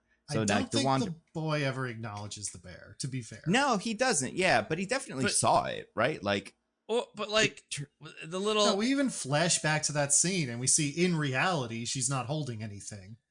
But like, right when the little pull string gimmick and that whole nonsense, yeah, right? He sees something. Oh, yeah. Sure. Yeah, I guess he saw that. Yeah, no, it you're turns right about into that a big part. monster bear to get him, and he runs away. Yeah. Well, he was just tripping on allergy medication. Apparently, yeah. So then, yeah, so she sees like videos of other kids having this problem. And this is when the little girl, and, we're about to the third act, so get ready, does a ritual that opens up a portal to the dream dimension, which is in the house. It's in that door. All the stuff she was collecting for the scavenger hunt is part of the spell to open it up, or whatever you would call that. I don't think our main characters, they don't know this originally. First, they just think she disappeared, which again, like worst stepmother day in history. Yeah. But then they kind of, I think then, oh, right, because then they meet the old woman and she's like, oh, yeah, this is probably an imaginary situation. She probably went through an evil door. And they're able to, I think they realize that they can make the door out of whatever they want or something. Oh, no, that happens later. Did they just find it then? They do a ritual. They do their own ritual. Yeah. Okay, yeah. Right. So they have to get all the things for the ritual, happy thing, sad thing, thing that hurts. Thing that hurts, they get scissors, but then it turns out to be roasts, like just fucking burns. And that's fun. And then they go into the dream dimension, which is like a big place with like checkers and stairs and blue and clouds, and the stairs go up and down and it's hallways and whatever. It's and insane. You're like, wow, what kind of crazy imagination could have thought of a place like this? Yeah. Oh man, they're so original, these filmmakers. And then the lady is like, I love it. We're here where I've always wanted to be, Imagination Land, a real place that I knew existed. And that's what my books are about. Everyone thought I was crazy, but now I get to live in Imagination Land. Before she gets to do anything else that's fun, one of the doors opens and eats her. And then she dies. We'll never see her again. Which was predicted by the little girl. It's like, you're going to get eaten by a bear. Right, yeah. So. And that's where we find out that this happened to DeWanda Wise's character. And her dad, I think this is said or something, spent so much time in the dream dimension that his brain melted or something. Like, that's how they explain whatever's going on with him. It's specifically that he looked in Chauncey's eyes in his true form. Oh, and right. when you look into an imaginary friend's eyes, you get flooded with all the imaginations of all the children they've ever been in contact with. And that will like make your brain go crazy. So it's Cthulhu. I mean, it's kinda. Yeah, it's all kinds of stuff. But yeah, it really is like, and we'll talk about what it actually looks like. Because up until this point, it has looked like a big spider, a teddy bear but giant, and then sometimes you see it lurking behind the people in shadow, and it's just a guy. And the guy seems to be the true form, but whatever. So she finds out the history that she was part of this. I can't remember. Her mom died of cancer or something. Yeah. We don't find that out until now, but yes. Is it imagination related or just another thing? I think it was just a coincidence. Okay. And yeah, so then they go into the imagination world. You know, there's all kinds of bears and stuff, big old bears. The little girl is a monster for a second, and then they escape imagination world and everything's cool and they save the kid. But then they have a finale where it's like everything's cool. I'm at the dad's, and they have to escape the imagination land by making a new door. That's where they come up with that. But they go like, oh, right, well, everything wrapped up pretty cool. We're here with my dad, who doesn't have any problems anymore, and the kids love me. And then she's like, wait a second, the kids can't love me. I'm the worst. So then she turns out she's still in the dream. Everybody gets big old Snapchat eyes, like they get little filters to turn them into Venom, basically. They kind of look like that time Tom Hardy is able to activate Venom powers to make his neighbors shut up. And it turns out she's still in the dream world. Whoa, crazy. Yeah. So then they, just like leave again. And it's a whole big thing. The monster guy gets him. And like we said, what we learn his true form, Chauncey's true form, is he's like kind of a Slender Man going figure or something like that with big bug eyes that flash you the memories and like imagination of children or something. And that drives you, into insanity, apparently. The only way to kill him, we learn, is like fire magic or something. So the little girl starts a big fire, burns the whole house down. And they're like, oh, good. Thank God. The whole house is burnt down. And my childhood home, gone. With all of our stuff. I lost my virginity in that barn. And I'm hoping. I mean, that's just, if you have a barn, that's a given. You lose your virginity in the barn. You really did rewatch Beekeeper, huh? Yeah, man. Yeah. It's good. In the last scene, they go to a hotel to stay because they're homeless now or whatever. And it turns out that there's a little bear there or something, but it's another kid that has a bear. But it's like, oh man, he's got an evil bear. That sucks for him. And I assume there's a scene that was on the cutting room floor where the dad gets off a 12-hour plane ride or something and finds out that he reads a series of text messages that drive him to insanity, because it is like, hey, the mom's here. Hey, the girl almost stabbed herself. Hey, I have to call the psychiatrist. Hey, the psychiatrist quit. Hey, the girl's missing. Hey, the house burned down. Never mind, we're cool. I was thinking that when he was in the fake hospital room, I'm like, what'd they tell the dad? Yeah, I imagine they never told him. They just, oh, something happened, the fire, but now we all love each other. So that pretty cool. Also, that old lady next door. That's let's all be really chill about that she's dead and we are the only ones who know. And yeah, that's the movie. Now they're all friends and stuff. It's a lot like Night Swim and Mithrigan together plus a bear. Yeah, that's it. The end. Or is it? Is she still in Imagination Land? Ooh, I hope so. We loved Imagination Land. It was cool as hell. I mean, it does end with the top she's been carrying all movie. We see it spinning. We never see if it falls over or not. So we don't know. Yeah. And like, oh, this is important. No, it's not really that important. So there's this bear, right? It's like a physical bear. Sometimes it's like it's just there and it's like scary that it's there. Sometimes its head moves like a little thing. And I even think there's one time when its eyes narrow to be like it's mad. But like that's kind of seeing the bear at the end is like, oh, the bear's back. Oh no, the bear. The bear didn't even get burned in the fire or whatever. I thought a lot of people liked that show though. We do. I think it's pretty good. I think it's crazy that they were actually able to make a season of television every year like TV's supposed to be, and not every 8 years like it is, like all the people are too old. But yeah, so that's the end. Yeah, what else do we think of it? I don't know. Do we have any other specifics before we get to the wheel? I don't think I have any other specifics. It's just it's very confusing, I think, to your one point end where it's like, wait, how did the mom know it's evil? Or was she just guessing because she's crazy? Right? Just some shit doesn't add up. A lot of stuff with the teen and that whole scene with like the bear fucking with him. What was that all about? Like, what could the bear do and not do? I do want to say there is, we do get a closing shot on that teen boy who sucks, which is Taylor, the teen girl, is out shouting for Alice when she thinks she's just missing. And she looks up and sees him looking out his window. And then he just like slowly closes the shutters on his window to be like, I'm not going to help you find your missing little girl sister. And I'm like, what's this supposed to be? Yeah. First of all, we don't like this guy anyway.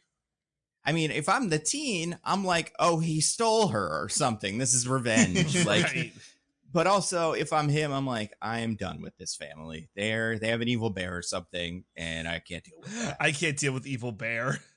Yeah. Wait, is he a neighbor? Yeah. Next door neighbor? Yeah. I thought the old lady was the next door neighbor. I don't think I think he is a next door neighbor. I don't think the lady is explicitly a next door neighbor. She just lives like thereabouts. Oh, okay. She's around. Yeah. And I think she even says at one point she tried to buy the house because she knows it's evil or whatever she wants from it. But like, she's the boy tells the girl that old lady tried to buy the house, which by the end of the movie we realize must be because she really wanted to find the portal to go to Imagination Land.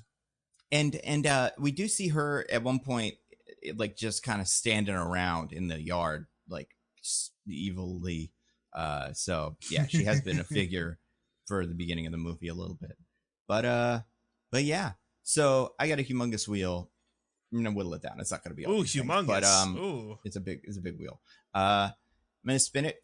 It's gonna land on something. First, it's one of mine. This is just so it's a spider. This is one of those Netflix movies where they have to show you something exciting in the first 5 minutes and spoil the movie, or you'll turn it off. So it starts with a dream that gives away the whole thing. I didn't like that. I thought that was dumb. Did you like that, you guys? I mean, I honestly at the first thought it was a flash forward. At first I thought it was a flash forward thing, which I have been on the record multiple times that I hate those. Hate them. It turns out it's not, but it might as well be because it's like there's an evil spider monster that's going to show up later. Yeah.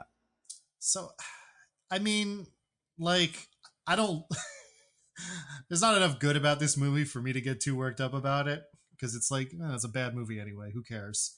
But I do think it's. I don't like when you give away big things at the beginning like that just to hold people's interest. Ideally, you've crafted the movie to be interesting and well paced enough that their interest will be held anyway. I even think if you gave me that whole scene but just didn't show the spider as much as they do, it would be kind of more acceptable. Or show the bear, because then it's like a cool like twist at the end. Like, oh, it's not a spider, it's a bear. Yeah, I was kind of confused about this. So it hunts you as whatever you're scared of or something. Like, it doesn't look like a spider usually, or does it? I think it just is a spider. I don't know if it is. Yeah, I think it might just be a spider thing. I don't think it is trying to make you afraid because that's not its, because like the idea is it's like a corrupted imaginary friend which normally has a very benevolent relationship with children, but like when they turn evil, then they just want to like eat children's imaginations forever or whatever. What makes them turn evil again? Was that like made clear? So I think it's trauma or something. Trauma, right? Is that what I feel like they kind of explain it in a way that ends up being confusing because what the old lady says is if they lose a child in like a sudden or tragic way, then they can become like violently possessive and like want the child back, and that turns them evil. But that doesn't make sense for this one, right? Because the reason she suddenly left is because her dad went crazy saving her from the imaginary friend. So it had to have already been evil. Right? Yeah. That's why I thought it was trauma, and the mom stuff was like enough to set her off. But I don't know. Yeah. That's a good question. Movie's full of like these like little inconsistencies and like plot holes, which is like, I guess my thing when I was like, the reason I didn't like the turn is because like when we were in like fake mystical imagination land, I'm like, well, like, why is the movie about any of this at all? And it was poorly executed, but I guess DJ was like, why isn't it a pool? I want pools now. Yes, I wanted more pools. Where's the night swim? Be consistent. The night swim. That's what I wanted. Well, I mean, when it looks like a spider, it doesn't look like it does in the end of the movie. Like the true form of it is something besides the spider. So my question is just, why is it a spider? And why isn't it a bear? Because when it's a bear to the people in Imagination Land or whatever. Just a scarier bear. I don't know. It's weird. Yeah, it's like a big bear with like a slasher smile mouth. The costume is terrible. It's like, I mean, Winnie the Pooh blooded honey, just levels awful. The costume for the spider is so bad. Yeah, like, because there's a really long shot. I'm looking at it right now, 3 minutes into the movie, where the spider like runs at her and you get it from real wide. You can see everything. And it's like a guy in a potato sack with a big spider head on it. It's so rough. I don't recommend that part. It's bad. But yeah, it's more of that stuff. They kind of do this in all the movies now and I hate it. So yeah, it's not good. What else? Spin the wheel again. Oh, landed on one of Diggins's, the requisite hostile teen. What'd you think of her? I mean, she's giving a performance on the level of everyone else in the movie. I thought she was good. She was the only one that I was like, this is an okay performance. She had levels too. She went from shitty teen in the beginning to redeemable teen at the end when they have their team up. And she delivers what I think is the best joke of the movie by a mile. Which we'll get to. Bong? No, she does. Most of her lines are just bing bong. Then bing bong, bing bong. You're not my real mom. Who bing loves bong. to play. Mm-hmm. I'm surprised they're not going to get sued. Like that felt so much. My favorite. The guy's even like, oh yeah, Pixar. My favorite shitty teen moment with her is when the mom embarrasses her in front of the hot boy, and she like storms away and is like all mad, and stepmom Jessica's like, I didn't mean to upset you, and then she like texts back, nothing you ever do could hurt me. Yeah. So good. It's so Foreshadowing. stupid. Pretty funny. Pretty good foreshadowing. It feels like they filmed that scene and then were like, feels like it needs a stronger button. And instead of like filming it again with another line, they just edited in later her looking at her phone and getting that text. That's why you gotta put teens in movies. They're so easy to just be like, yeah, they would just text this line instead. Or even communicate. Off-screen ADR from the attic or like whatever from the upstairs. Like, not even that. Like, nothing you do could ever hurt me. Well, no, they saw an early cut of Madam Web and they're like, oh, we can't do too much ADR. Because they had to Google if their spider looked the same as the Anya Ranyas or whatever. So I don't know why this is the year for shitty movies about spiders, but it is. If there are any other spider movies on the calendar, run. Don't Craven. Craven's got a lot of spiders in it. Well, there are spiders. He looks they come down from spiders. the forest. Yeah, they're everywhere. I mean, there's been a few years with shitty spider movies. I mean, Homecoming came out, then Far From Home. How dare you? If you and then Mad Max, whatever Diggins likes, spiders in that. How long has it been in that movies? They're probably all the spiders died, right? They're probably not a whole lot of them just hanging around. I doubt it. There's no spiders in Mad Max. Hard to say. It is Australia. That's true. Oh yeah, they have the weird spiders there too. They can live through anything. I think I'd go for Mad Max. I think at the beginning of Fury Road, we do see a trapdoor spider eat a lizard or something. Oh, cool. Shit. Or God, no, Australia just will not quit. I might be wrong about that, actually. That's just in the fanfic you made? Yeah, that's it. The one that starts with, Furiosa and Mad Max just finished an aggressive lovemaking session with the guy with the big tummy and the little plastic thing on his face. What's his name? General Immortus or something? Well, the guy with the tummy on his face is not that. You're talking about Immortan Joe? Immortan Joe, there you go. He doesn't have a tummy on his face. I mean, doesn't he have like a big, weird, like kind of chest thing going on? Yeah. I don't remember. He's like a weird mutant. Yeah. And he's wearing a big plastic like chest piece. But also he has the thing on his face, yeah. Cool looking guy. I like him. But yeah. Teens. Shitty teens. Man. Is this the worst teen of the Night Swim of the two between this and Night Swim? I don't think the teen in Night Swim's especially shitty. Yeah, and this one wins me over at the end. Like, I like this teen by the end of the movie, so it's hard. And I will say, before the face turn, she's unbearable. Like, there was one point, I forget, I think it's when the girl goes missing, Alice goes missing, and Michelle literally yelled at the TV, "We get it, you're angsty." Like, well, when she's like, "This is your fault for being a bad stepmom." Yeah, it's like, we get it, you're angsty. God damn it. I just cannot imagine being that teen though. In that first, when Alice goes missing the first time or whatever, and DeWanda Wise is like, "All right, I don't want to. I'm going to sound crazy, but I'm pretty sure there's a secret door that imaginary friends could go through." I would be like, "Oh my god, she took the girl.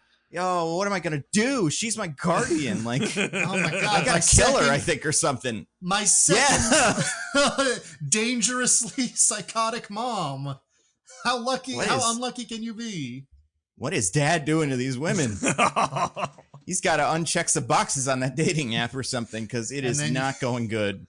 And then you see that the dad listens to like Joe Rogan and like Andrew Tate, and he's got like the hot crazy graph, and he's like, "They got me so hot, and that means they're crazy." Listen to a lot of Harrison Butker. Like, I love this guy. It's my favorite. Well, no, he lets his wife have a job, so it can't be Harrison Butker. Oh, true. That's true. Yeah. Yeah. And what do you think the situation is, by the way, with the job in his family? Like, she's a pretty successful artist. Yeah. Mm-hmm. He is a touring musician. Yep. But they just moved into her dad's house. Yep. Right? Like, So are they just crushing it, like taking home so much money because they don't have to pay for the house? They just get free house. Well, like, or is he a bum and he's like mooching off her? Is he Pearl Jam musician famous, or is he like, I don't know, Hosier? A musician nobody knows. The movie cares so little about him that we never even learn what kind of music he plays. Guitar. So, you know, he's got a big guitar on the wall. It's his main thing. You've got me there. So I don't think we could possibly guess at how successful of a musician he is. Yeah. It's, I mean, I guess, you know what? The child psychiatrist / psychic is probably pretty expensive. Like, and getting her is not cheap. Getting a professional like that to make a home call is pretty expensive. That's true. That's a good point. Yeah, it's the teen is good. We'll talk about the teen's one good line later. I'm excited. I'm excited for everyone because this would have been my tiebreaker, is to say this line verbatim and see who gets closest. But I'm gonna spin the wheel again. Landed on one of mine real quick. Her dad is Prince Caspian. Not the actor, but her dad's name is Ben Barnes, the character. And I was like, that's from something. And then I realized it's an actor's name. So I just thought that was weird. I also think his response to his wife's dream of, I had a spider nightmare again. And he's like, well, I guess we got to call the exterminator. Not a good response. Not funny or like caring, just both bad. But you know, whatever, I guess he's there. Sorry, you're mixing up dad characters. Ben Barnes is her dad. Max is the husband. Yeah, you're right. I remember seeing Ben Barnes on a bunch of papers and then just wrote down her dad is Prince Caspian. I forgot which dad we're talking about. Yeah.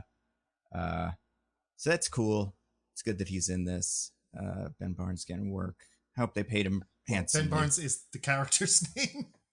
But that's what I mean. I hope the actor, they had to give him stacks of fat stacks. Him and Bing Bong, Richard Kind, both took home a lot of cheddar from this movie. So much Bing Bong. Yeah.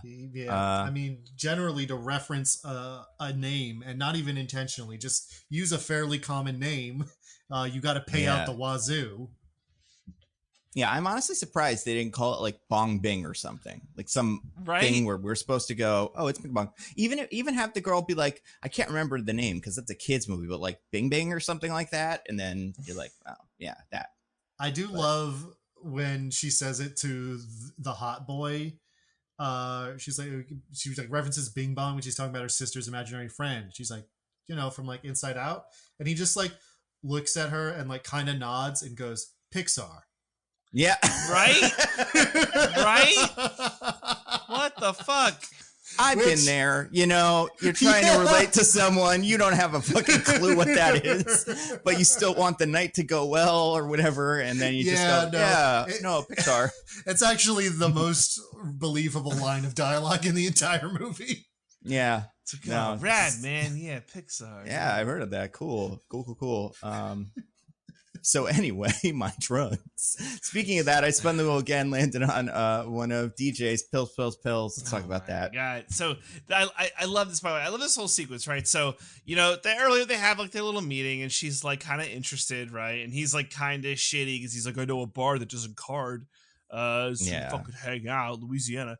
Another great line. Do you remember how that goes after he says that? The mom was like, well, she's 15, so... Yeah, DeWanda Wise comes out and she's like, which is good because I keep forgetting my ID at home. What's the name of the bar? And I'm like, yeah, it's good. Funny. But yeah. So then he comes in, and I love this, by the way. It's like so 90s, like after school special. He comes with like a little Ziploc bag. Yeah. He's like, you want to do some drugs? He really does. It's fucking a like Ziploc bag filled with like 20 pills. White tablets. How many drugs are we going to do? What if we forget this here? If we do 2, you're out 18 drugs. And I was gonna make fun of the movie for this, but it later turns out to be a real joke. Yeah.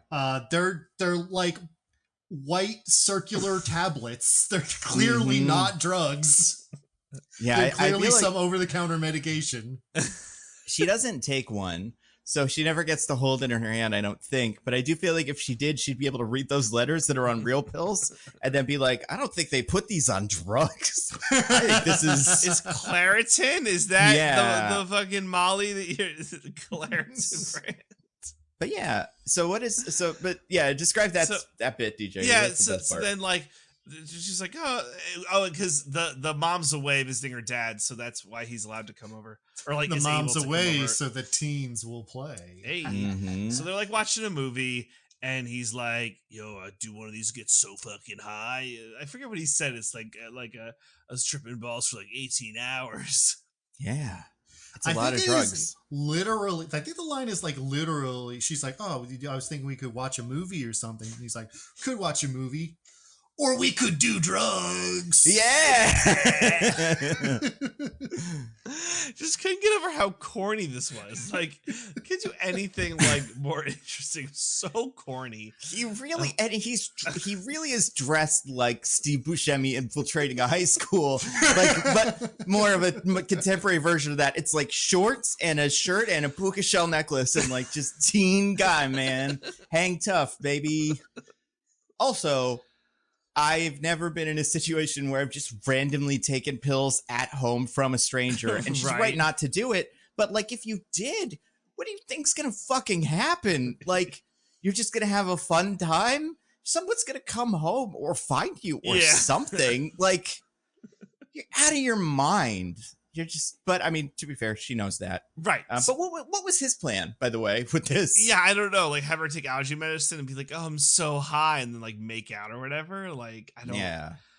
It's not clear to me if he really believes that they're drugs or if he's trying to trick her.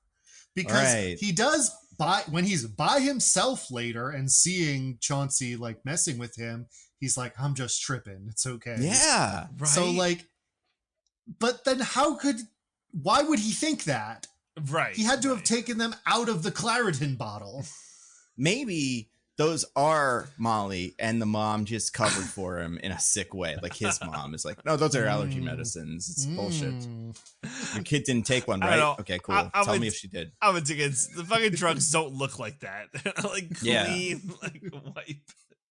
The only way it could be more after school special drugs is if it was like 20 different kinds of pills. Like a blue one, a red one, star-shaped one, just all the pills. But then what does he do when that fails? Yeah, so I love this. So then he's like, "Oh, I see a sweet liquor bar there. Let's get drunk." Yeah. He really is just a teen from a 90s PSA. Mm-hmm. Just wild. He's holding like 2 bottles of like, "We're gonna get wild, mix them all up." And he says, "Just replace it with apple juice. Your dad'll never know." While he's holding vodka. Yeah. I would love it, by the way. Sweetie, why is there yellow liquid in my vodka bottle? It was The Rock. He's here again. He's back for revenge. Peeing in all of our bottles, that man. Oh no, I thought we were free. No. I thought when we moved, The Rock wouldn't know our address anymore.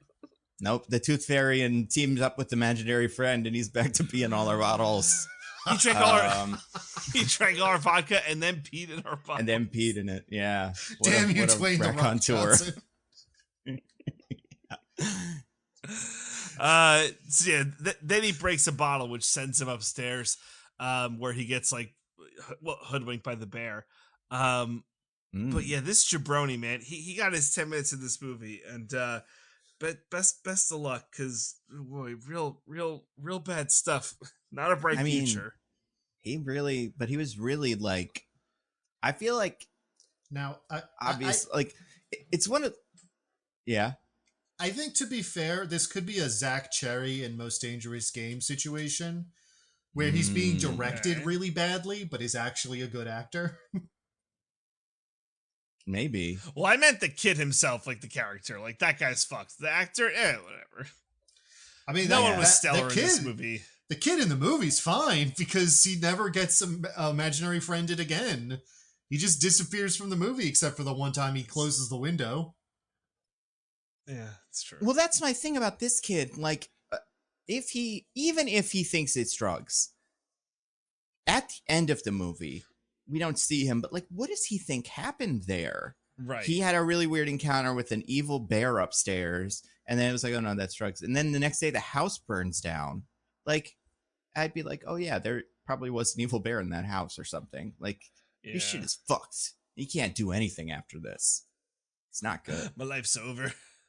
Yeah. It's gonna be hallucinating that bear forever. And all that Claritin. Like, yeah. Scary. I mean, Claritin makes you sleepy sometimes or whatever. So maybe that was what he was going for. We'll all get really sleepy in 2 hours, and then we'll wake up, and then our nose will be dry. It'll be perfect. That's what happens when you take Molly, right? Yeah, exactly. So I got to drink water. You got to drink so much water. That's what they say. Yeah, this guy's crazy. This scene is crazy, but it does remind me so much of the night swim scene where the boy's like, I'll come over and do nothing, and then nothing happens pretty much, Like, why aren't we killing these teens? Kill one of them. God, that's what the movies are for. Yeah. That's what he is here for. God, it's like they don't even know how to make horror movies anymore. A teen is horny, a teen gets killed. That's the rules. And like the night swim kid, it's like, oh, okay, he hasn't broken any laws or done any sins to deserve getting night swimmed. This kid tried to drug the girl. Like, yeah, that's true. Have the bear eat him or something, whatever. It's the same thing where he sneaks in.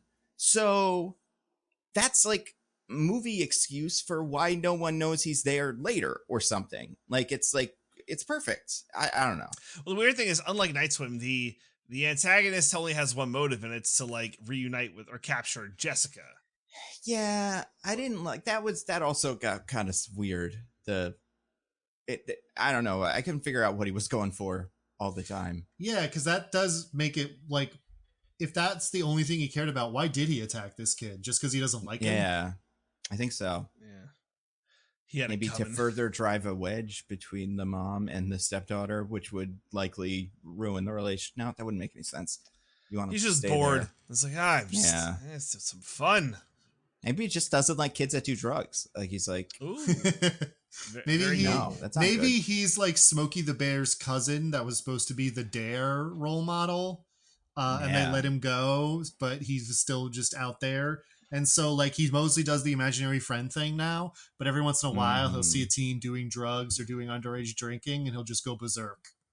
Yeah, I think that's right. I'm going to teach this kid a lesson. Spin the wheel again. Landed on one of mine.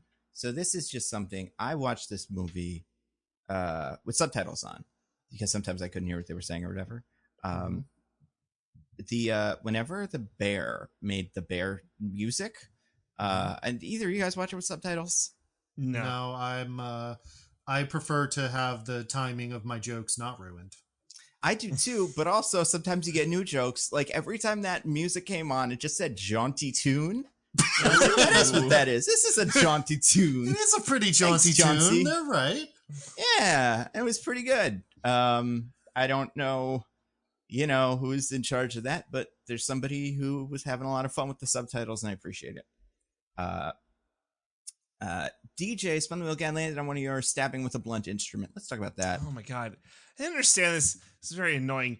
So stabs in this movie. Yeah, when they were doing their second ritual to chase Alice into the portal, and like, one of the things was something that hurts, and she was like, oh, I guess I have to injure myself. So she takes a pair of blunt scissors that she had and like stabs her hand with it, and it's like a smash cut, so it's like, oh god, that hurt. And then afterward it was wrapped and all bloodied, and I'm like, there's no fucking way with those pair of blunt scissors that you did any damage. And then again later she stabs the bear with them, and I'm like, what are these blunt scissors? Yeah, what magic is contained within? Every time I was staring at the rounded edges, I was like, I'm mad at you. Scissors are the enemy of bear. Like, and scissors, like, you open them and they're pointy and then it hurts, or you cut things with it, but like, you don't just stab with the blunt end of like safety scissors. I just didn't understand. Well, DJ, what you're not considering is that this is a movie about an imaginary friend. Now, who has imaginary friends? Children. What are children always told? never run with scissors because scissors are dangerous. Therefore, in the child logic world of imaginary, scissors are one of the most dangerous objects in the universe. Okay. Mm-hmm. Okay. That makes sense, because the other thing I learned in kindergarten was don't run with big rusty nails on wood. And I never did. You know what else I learned? I learned how to strike a match very efficiently. One stroke, boom, light on Dude, fire. I still can't do it. That I'm so girl- Yeah, I bad was at going to say, matches. I still don't know how to do that. Well, this girl Yeah. had you guys beat. Like, she fucking crushed it.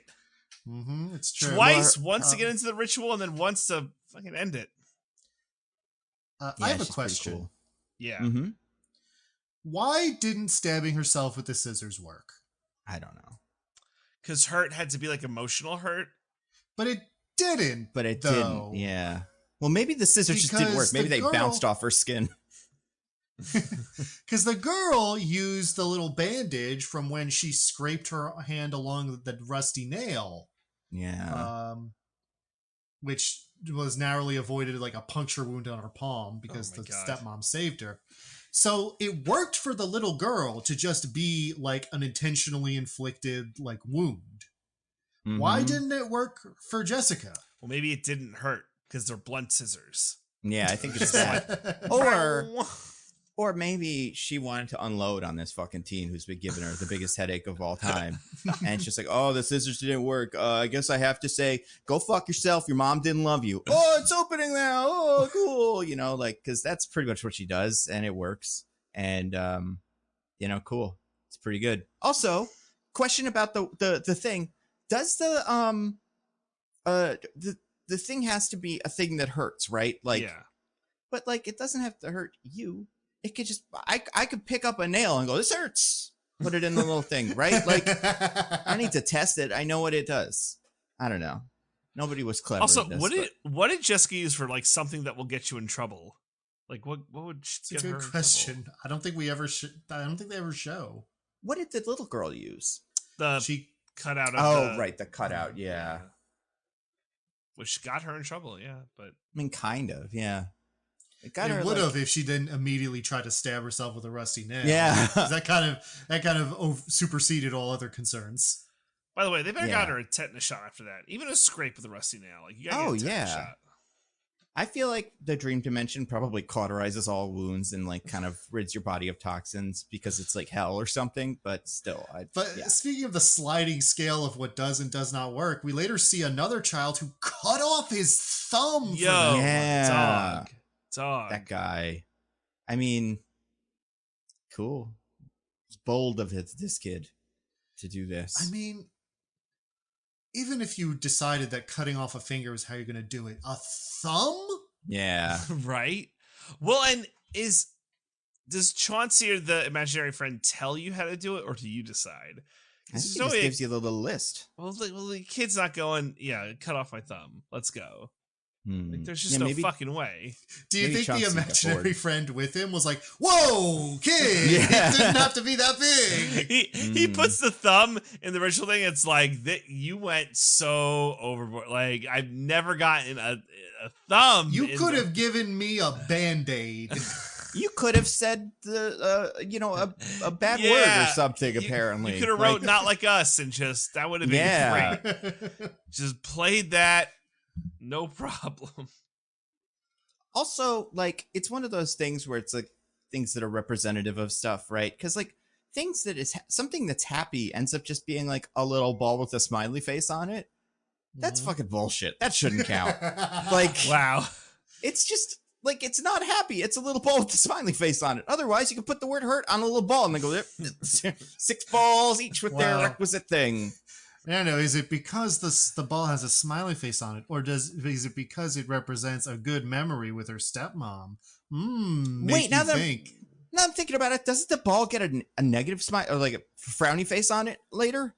Well, there is a ball with a frowny face. We don't know it's the same ball. There's 2 of these balls. There might be. I don't know how many so. balls they keep Yeah, around maybe their they- house. Maybe they come in packs. You gotta get them Countless all. balls. You know. DJ, as our child's toy expert, do balls come in packs? Specifically They blue can, ones. yes. Okay. All right. But I have bought one-off balls, Mm, so cool. Yeah, I mean, sometimes you just you've only got one ball. It Like happens. wiffle balls, you're getting in a sleeve. You're getting a sleeve of wiffle balls. Oh yeah, that's true. And like marbles, you get in like a big package, like of pills. Yeah, that's where you get your drugs from. It looked like a ball that you would give like a dog. Like that's why when Yeah. she had two of them, I was like, "There's no animal here. Why don't they have an animal in this?" Well, there's These the movies usually have one. there's the imaginary animal. Yeah, later. that's true. Yeah, usually you have an animal so it gets killed by the night Right. swim, and that can be the first sign. Still angry Night Swim did that. I'm pretty sure a dog also gets killed by Mithrigan pretty early on, right? Doesn't it? Yes, Yeah. the neighbor's mean dog. Yeah, it's just how these work. But Well, I guess- the mean neighbor's dog. Yes. the dog is mean though. It barks and like tries to bite. It bites the girl, I think. That's why Yeah, in Mithrigan. Oh, okay. Yeah, I think the neighbor is also mean, but the So, dog is mean. The mean neighbor's mean dog. Eh. Yeah, Yes. the mean neighbor's poorly trained dog or something. They let That's just run true, around the yeah. neighborhood or something. It's never the dog's fault. The dog, It's frequently the dog's fault, but no, not this dogs one. are This one's okay. perfect. Dogs are perfect beings. I don't know, but maybe they didn't put a dog in this movie for that reason, and it just bit everybody like Hunter Biden's dog Yum, or yum, whatever. yum, yum, yum. Yeah, they had to edit it out because it kept biting all the kids. Yeah, they're like, shit. That's actually where the wound on the little kid's arm came from. Yeah. Yeah, Like the actress, she got bit by the dog they tried to put in this movie. I had to write it into the script because it was too obvious that people would catch on. So cool, I guess. I don't know. This movie's weird. Spun the wheel again, landed on one of mine. This is not a line that comes in the movie, but this is basically what the character says. Has your stepdaughter taken up ventriloquism? Yeah, love that. Has she? Is this something that you've ever seen a child do? Is this something people do anymore? Like, Also, why? Well- And is she amazing? We have to get her on like America's Got Talent right away. That's where Well, she belongs. actually, now this is a great question. I just kind of assumed when both voices were happening, the second voice was also coming out of the daughter. You know, like I assumed she was speaking it Me too. We never Yeah. see her say it. We focus on the bear, but I guess that kid's mouth was closed, and then those words were still coming out of Yeah. her mouth. Yeah. That's weird. I guess, but also like for some reason, even though normally no one else can see even the bear, let alone anything else about this imaginary friend, when the imaginary friend talks, that can be perfectly understood by everybody. Yeah. And nobody else is Except only sometimes, because sometimes the daughter's clearly having a conversation with Chauncey and nobody hears the other half. yeah. And there's plenty of times where Chauncey will say something. I feel like she talks in Chauncey to DeWanda Wise, and she sees her move her mouth. So she's not doing ventriloquism. It's just like she's saying like Chauncey no hurt Angela or whatever. Like, because also Chauncey speaks like a caveman or something. But yeah, that's pretty weird. Diggins, you also had something about this therapist. What's her deal? So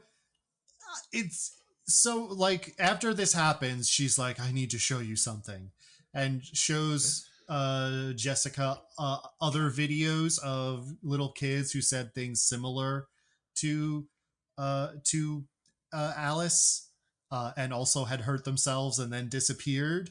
Like, there's something about all of this. Mhm. But then like 2 minutes later, after the reveal that no one else can see the bear, she's like, what do I do? And the psychiatrist is like, this is all fake and in everybody and in your stepdaughter's mind. Goodbye forever. Yeah. So Good it's luck. like, hold on. Either you think the fact that other people have had this like thing happen to them is relevant, or you don't. Like, either you think there is something going on, or you think it's nothing. It can't be both. Yeah, it's Didn't true. she say, "Oh, I could refer you to one of my friends"? Did that not happen? Oh, was that supposed to be like a psychic or something? Yeah. I'll meet them. No, It's a it's weird that hanging that character thread. never shows up. You know, you usually get And I one can of refer you to a those. specialist. Does she not say that? I think she Am does. I crazy? I think she says it in a way of like, I'm not going to see Alice anymore. I can refer you Oh. to other psychiatrists that I know. I see. I don't think it was like, we need to follow up on this with a specialist. We need the guy. We need we need the Pope's exorcist. Yeah. We do. He could handle this. Or we need the therapist from Mithrigan who also gets almost murdered by Yes. Mithrigan or something, because that's what this movie is. Yeah, do you think the Blumhouse script department, they just got a couple of scripts and just change a couple words like doll to bear and like murder dimension to the doll dances around? Pool to ski resort. That'll Yeah, be yeah. night ski. I wonder, I The guess. sequel. Yeah. What's the name of the guy, the Blumhouse guy? Is it Jason Blum? Jason Blum.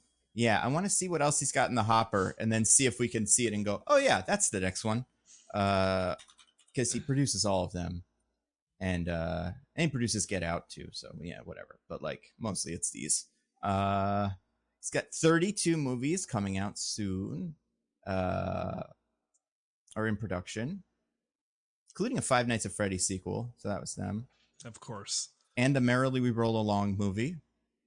Not what I was expecting, but sure. Yeah, right? That's really left field. I can't Well, there find... was that revival on Broadway, and I say there is right now. There's a movie called Speak No Evil. I bet that's one of these. Oh, I remember this one. This is not that. Yeah, none of these have the same kind of plot. I mean, that Tarot movie just came out. Oh yeah, that's right. Was that any good? I haven't heard a single thing about it.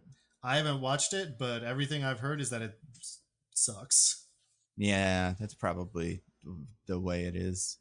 Some things will never change. I love this movie. Spun the wheel again. Landed on one of yours, Diggins. This is No One Is More Trustworthy Than the Crazy Old Lady. Let's talk about her. Yeah, so the Jessica tries to be like, Alice got taken away to the imaginary friend dimension, and the teen stepdaughter is reasonably like, that's an insane thing to say. I'm gonna keep looking for Alice in places that exist. She goes around, but then the old lady finds her and is like, I've got to tell you all about what's going on. And she says all of her stuff about how she thinks imaginary friends are benevolent spirits, but sometimes they're evil. And the teen fully believes all of this. The next time we see her is her going back to Jessica, like, this old lady told me what's going on. We need to get to the imaginary friend dimension to save Alice. And I'm like, they try to justify it in that the lady knows that the imaginary friend is Chauncey. And right. If I'm the teen daughter, I'd be like, I saw you talking to my stepmom about Alice's imaginary friend earlier. She probably said it. Yeah. That's a good point. I mean, she doesn't in the scene, but like, I find the teen daughter, I didn't hear that whole conversation. I'm like, yeah, you just heard it somewhere. That's not a crazy thing to have happened. But no, she's like fully like, you're right. Evil spirits are real and we have to go save my sister. Maybe she bought the case. Maybe she's like, you presented some good evidence and I'm ready to believe. She certainly did not. She presented no evidence. In fact, she just goes and like, here's what I think's going on. Evil spirits. And teen daughter's like, checks out. Maybe the teen daughter was like, if I go along with this, maybe I'll figure out where the stepmom's actually hiding the child. Like, we just have to kind of play with it, and then she'll show us a secret door, and the kid will be in there, and they'll be like, all right, cool, and then we'll hit her over the head and run away. You know? That could be it. It's a play. It is a play. But yeah, then they go into the dream dimension or something, and the movie becomes kind of fun. It's like 50-50. This is my line that I couldn't believe, and I'm not surprised neither of you. Can either of you remember at the top of your head the line that the old lady says when she enters the dream dimension? It's insane. Is it like, I've arrived? Oh, it's bigger than that, but it's in that. It's one of those. Now, hold on. You said it was a line delivered by the teen, so the teen replies to it in a way that I think is funny. But the line itself is amazing. It reads, "It's incredible, a kingdom of our imagination that can be anything we want it to be." And she says this like looking up, like the camera's above her head. And then the Mhm. little daughter, because in my head, I'm like, well, that was a bad read on that line, right? Like that's not supposed to work. And then the teen's like, so happy for you, really. And I was like, that's pretty funny. That is a good line. A good delivery too. Yeah. Yeah. Yeah, I guess that is That actress who's the old realis- lady.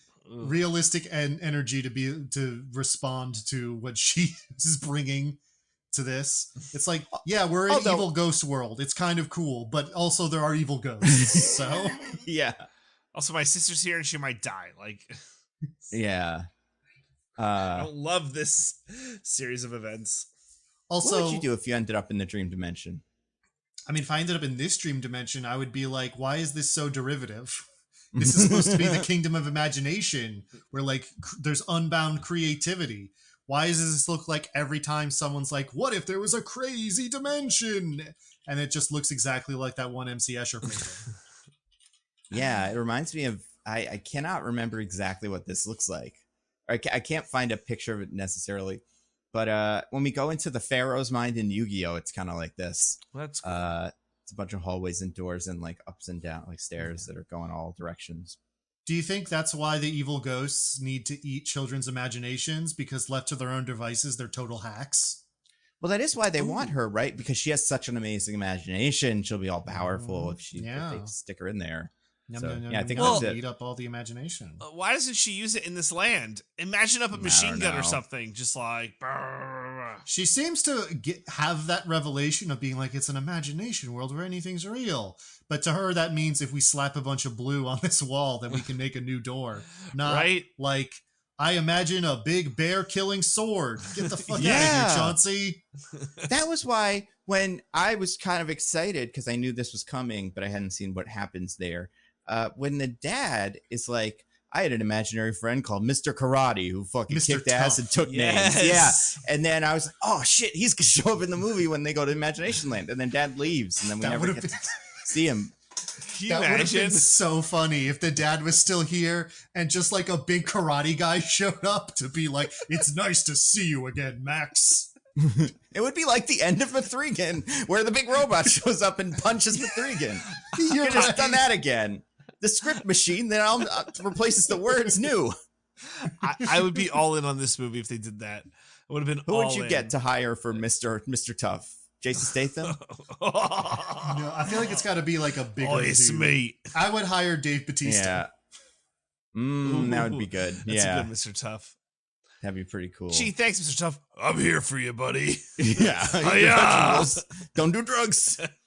We won't, Mr. You're just Tough. It's been established. Punches the bear right in the face. Yeah. Oh, It'd be my funny God. too because we never find out if the teen had a like evil imaginary friend That's or a true. good one. That'd be funny if it was like a cool hunky guy, and then the bear ate him or something. It's like, I'll summon my imaginary friend, and it's like, you know, some fucking member of One Direction gets its head cut off. Kind of cool. I guess that's not what an imaginary friend is, but still. I mean, if Weird. if it's her imaginary friend from when she was a child, given her age range, it would be Elsa from Frozen. Yeah, that's true. Or Bing Bong from Inside Out. She probably would love that. She's apparently Inside Out Um, made a strong impression on her. Yeah. But yeah, at the end of the movie's insane. There's a bit where they have to turn off a light really quickly, which I think is pretty funny. Everybody gets weird Snapchat eyes. And then last thing on the list here, this is both, well, you both have it. DJ has very efficient firefighters and Diggins has heroic child arson. Pretty cool. Burn the house down. Well, Yeah. yeah, and we said it. That 7-year-old strikes that match and whoosh. Just Mhm. very efficient. And then I guess the firefighters were in the area, but they come immediately. Yeah. That's the suburbs for you. Yeah, like Yeah, they they're have not doing anything. just set the house on fire and run outside. We see them stumbling outside and then looking back, and the fire truck is already pulling up. Mm-hmm. Like, Is that- they couldn't possibly have been that fast. Is that supposed to be a sign that they're still in the dream dimension or Right? something? That's what I was waiting for. That's the spinning top of this movie. Yeah. I wanted several iterations of like, oh my god, I'm still inside. Oh my god, I'm still inside. Oh my god, I'm still inside. Yeah. I don't know if you guys had this moment, but like when that first fake out happened, where it's like, oh, it's the happy ending, but like, uh-oh, she's still in there. I was genuinely like, it feels like this is very obviously a fake out, but the writing has been bad enough that this might be real. That's the problem. When the movies are bad, you can't tell what's intentional and what's not. It's tricky. Also, I thought she might have gotten insane by looking into Chauncey's eyes, but that didn't play out either. Yeah, a lot of them spend a lot of time looking into Chauncey's eyes. Apparently, if you burn it, it doesn't count, though. She was too strong. Because what, as is always, super healthy and helpful and not at all damaging dialogue around mental illness. The old lady implies that what happened to the dad is he looked into his eyes, saw all the child's imaginations, and was like, he wasn't strong enough to handle it. Yeah. So remember, if you're not strong enough to handle something, or rather, if you have some kind of mental breakdown or otherwise develop some sort of mental illness, it's because you weren't strong enough. Mm-hmm. And you don't love your kids enough or something, because the Wanda Wise loved her kids so much that she was able to survive, even though one of them hates her. But now they're cool. And yeah, that's the whole movie pretty much. Yeah, it really is. Other than the one at the end where it's like, uh-oh, is that another kid with an evil ghost imaginary friend? Is it the same one? What? But like, whatever. Who cares? You guys aren't gonna. He doesn't know. Throw in the trash or something. You aren't gonna just like quickly go up like, excuse me, ma'am, do you see that teddy bear your son has? Yeah. And if she's like, yeah, it's his favorite bear, I'd be like, cool, yeah, no, just checking. Bye. Mm-hmm. You're never gonna see this person again. It doesn't matter if she thinks you're weird. Yeah. I guess. Also, I don't know how this works, but I mean, they go to a hotel covered in fire department stuff, but like the fire department should have a room that they take you to where you can take a shower so you don't look like you just got out of a fire, you know? Right. But then everybody at the hotel just treats this like, oh yeah, another fire. Come on. Yeah, get in line. We're not going to treat you differently. They probably reek of smoke. Yeah. Yeah, that too. That's a good point. Like everyone in that room should be like crinkling their noses and coughing. Like, well, it's Louisiana, so maybe there's like swamp stuff that's already it's all broken normal. All their senses. Yeah. The cigars being smoked by all the jolly old plantation owners, mopping their brow with an old handkerchief and going, well, I do declare, I think I need a spot of mint julep out on the veranda. The mint julep, yes. That is... all of the smoke from their cigars is already making it smell smoky in the hotel room, is what I'm saying. That makes sense. Remember when you used to be able to smoke on planes? We used to be a society. Oh, right? Remember when you used to be able to smoke everywhere? Yeah, it was weird. It's weird to think back on that now. Daycare centers. And there used to be like smoking sections of restaurants. Yeah, and we're old enough to remember that. Yeah. No, we're not. I remember going to restaurants with my parents as a kid and then being like smoking or non, and having the different sections. And my mom was like, first available, he's fine. Like, please, like, come on. I was like, I'll listen to Hosier instead of being old. It's never happened to me. Yeah, Nando, you're definitely not older than I am. I'm not, because I know who Hosier is. In fact, you're definitely not the oldest person here. Not now. He knows the guy the right. proved it with the Hosier thing. Speaking of me, real quick, could Nando defeat it? I think anybody could. If these three can. I mean, I think it would be shocking to me if I didn't come out of this holding a machine gun or something, just blasting Chauncey with an imagination machine gun. I do think once you're in imagination land, it's like, all right, game on. Like, let's go. I saw that one bit in Inception where they do this. Yeah. Where what's his name's like, you need to dream bigger, and he takes a big, grenade launcher. Boom. Yeah. I was gonna say, for how derivative everything about Imagination World is for them, that's like the standard way to end that, is you realize it's an imagination world. I can just make stupid bullshit happen. But that moment never comes. They light it on fire instead. That's how they beat it. They light it on fire with real fire and turpentine and whatnot that they had because she's an artist. Yeah. Oh man, that's Real fire is fire magic. So I think all of us could defeat it. Okay. We have good imaginations. That's true. Now, I have been on record as saying I would lose to almost anything in the entire world. Not However, Chauncey. I think the thing about Chauncey that makes him easy to beat is like you just got to be like, I don't want to do that. Yeah. Right. Like if I don't do the satanic ritual for him, then like, what's he gonna do? That's a good Try point. and scare me a little? I'm like, yeah. I'm not gonna go to your scary Satan world. Weird voice. Goodbye. Yeah, it's a good point. He has no leverage. He can't do anything in our world. Yeah. Except for scare that boy, but that didn't count or something. Yeah, well, He was on drugs. again, it didn't matter, right? Yeah. He's like, oh, I'm scared, but ultimately, we got a broken bottle of alcohol and fake drugs. You're fine. Mm-hmm. Quick question: is it woke? I don't know. I was just gonna say. I mean, like it's like a well, it takes place in Louisiana. Interracial couple. I was gonna say It's a little woke. I was gonna Clarence say, Thomas. yeah, interracial Not a fan. couple is pretty huge strike against it. Yeah. But all this stuff about how like psychiatry is bullshit. Apparently, that's not super woke, is it? Yeah. Old lady gets eaten by a bear. Feels like we should respect our elders. She probably was all to Fox News and stuff. Like, I feel like that's not woke. Well, eating her would be woke, right? Yes, exactly. Yeah. Especially because it, like, looking back on it, feels super unnecessary. Why did he eat her? Well, the It was girl predicted hilarious. it. She's like, "You're gonna get eaten by a bear," right? Yeah. Why did he eat her? You should have teamed up with her or something. Apparently, he'd been doing that all movie because she said, I heard him and I did all the things he told me to do. Yeah. Right. So, like, I don't know. Maybe she doesn't have a very good imagination. So you're like, you're not that useful to me. But, like,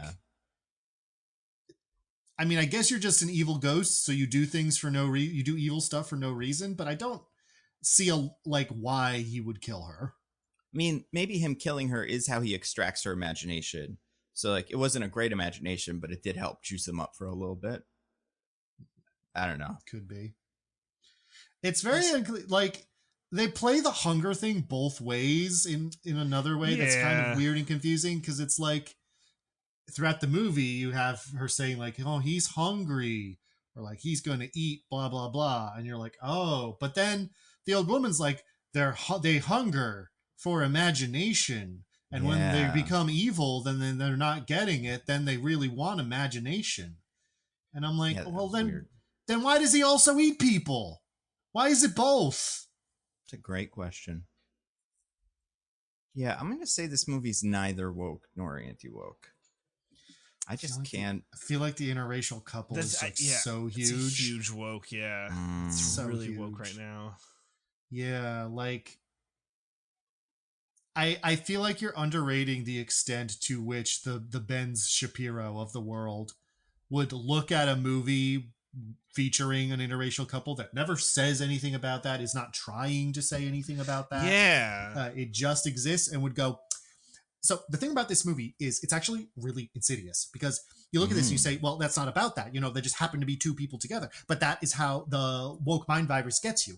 Because you see, let's say, for example, that you're a little child who is watching a movie, a horror movie about an imaginary friend, and you're being raised with good Christian values to say that the races shouldn't mix. And then you see this happy interracial couple on screen, and you're like, well, maybe actually that's fine. And you see, that's the sort of thing that they're trying to do to your children.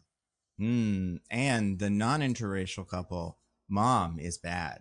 You know, like original mom, not good. Yeah. She went crazy. We don't know why. And you know what, though? They reference Disney stuff, and Disney is woke. Is Disney still woke? We tried to talk about this before. Yeah, we couldn't remember. I'm going to say probably not. It's actually not Inside Out. People like that. So, yeah, I guess it's a little woke, but I don't think it's that woke. Also, it bombed, I think, probably, right? Of course it did. I mean, it didn't bomb, actually. Not in the way... Well, it wasn't like a hit, but, you know, these movies cost nothing to make, and it made a decent... So it didn't make a lot, but it made more than it cost, so it's not a bomb. No, you're right. They made $40 million worldwide. That's not bad. You mean that spider and bear costume costs nothing? Yeah.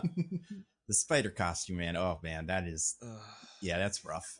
This is like the whole like Blumhouse strategy. You make a bunch of like cheapo horror movies for nothing. They all make modest profits, and maybe one of them turns out to actually be really good and gets to be a hit. Yeah. Right, like Mithrigan.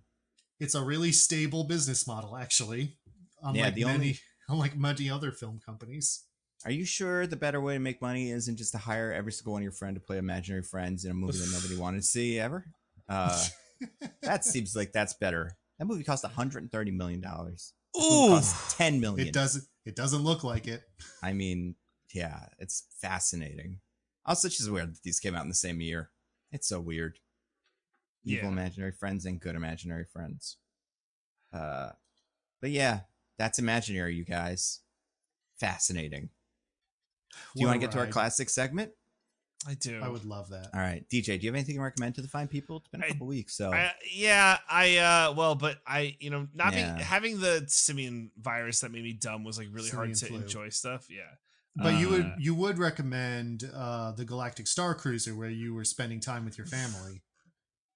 Yeah, for a wee bit. No, I would love to wreck the Guardians coaster. It really is amazing. I think I'm a better person because I rode the Guardians coaster. That's all I'm gonna say. Wow. No. So the one piece of new media I did take in was new season of Demon Slayer dropped. So this with is the Pighead Boy. With the Pighead Boy. This is the Hashira training arc. So actually, this is a question that I had. How much like Demon Slayer is like in the zeitgeist that like you guys like, oh yeah, Demon Slayer, I know. Pighead Boy, I know. Like, is there anything? No. None for me. Now, I've heard the word Demon Slayer before. I know they had a movie recently, kind of. They did, yeah. I know it's a very popular shonen manga / anime. I know that there's the Pighead Boy, and I know that they slay demons. That is true. Yeah, it's like one of those things you go into Hot Topic. It's like, oh yeah, I feel like this is from that thing, right? You'd see like random like Demon Slayer stuff. But I think it's one of the best like animations in like any big shonen right now. The animation is just so beautiful. UFO Table, who's the studio that creates it, is just like doing a killer job. So this is the Hashira training arc. Their animation is often gorgeous. What else have they done? I honestly don't know. So I know them from they've done some Fate Stay Night adaptations, which okay. I don't play any of the gacha games before any one of our listeners comes for me. I don't play a single one. Because you make smart decisions. But yeah, so like, yeah, I guess Demon Slayer would fall into that too, where it's just beautiful animation. Yeah, Hashira training arc. I've heard from people who've read the manga, like it's kind of slow. It's like a ramp up arc till the final arc, which is the Infinity Castle arc, which will probably take them like 8 years to animate because apparently it's so long. It's like a third of the entire run of the manga. But like I think we're getting some like good like exposition for some of the backgrounds of the Hashira, which is nice. Usually the beginnings of like the seasons are like very cute and fun, and this is like no exception. I'm hoping for some like big fight scenes. They actually do a really good job with like opening with like a killer fight scene in the first episode, which is nice to get to see some of the Hashira who we haven't seen yet do some cool stuff, which is fun. So hopefully, I think by the end of the season, we'll have seen like every Hashira's power, which is something we've kind of been waiting for those who haven't read the manga and have just been watching the show. But it's great. If you haven't watched Demon Slayer, it's all on Netflix and then like Crunchyroll. You can see the current season. But if you're like, oh, I just want to watch the first like four arcs, you just watch them on Netflix, and it's in English if you want to be someone who doesn't want to read while you watch your anime. I know I wrecked it before, but it's really good. And you know what, Nando? It doesn't have a lot of the weird stuff that you hate about anime. There is one character, Nezuko, who's like the girl, and there's one character, Zenitsu, who like fawns very much over her, but none of it's weird. It's You heard like, it here, Nando. There's only one icky girl in this series. Yeah. Otherwise, ew, it's nothing but manly men. Yo, the men are so manly though. This is like the training one, so like the dudes are all shirtless. They're all cut. Like all the guys are just like full, like muscles on muscles. Like they care so much about letting you know that these demon slayers fucking packing muscles.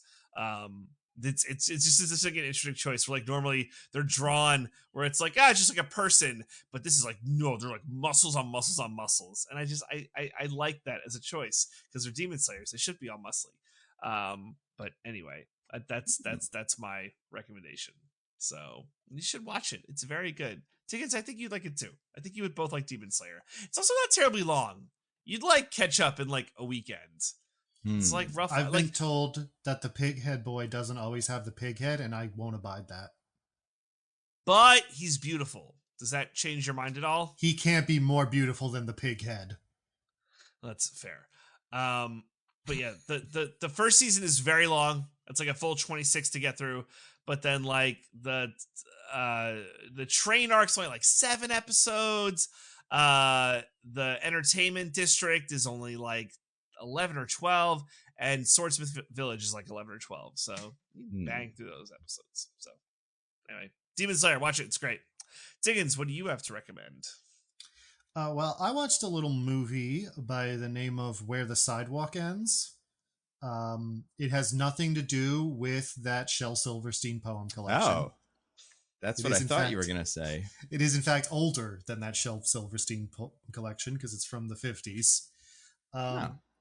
If you remember when I wrecked the movie Laura, this is, once again, a black and white noir detective story directed by Otto Preminger, starring Dana Andrews and Gene Tierney.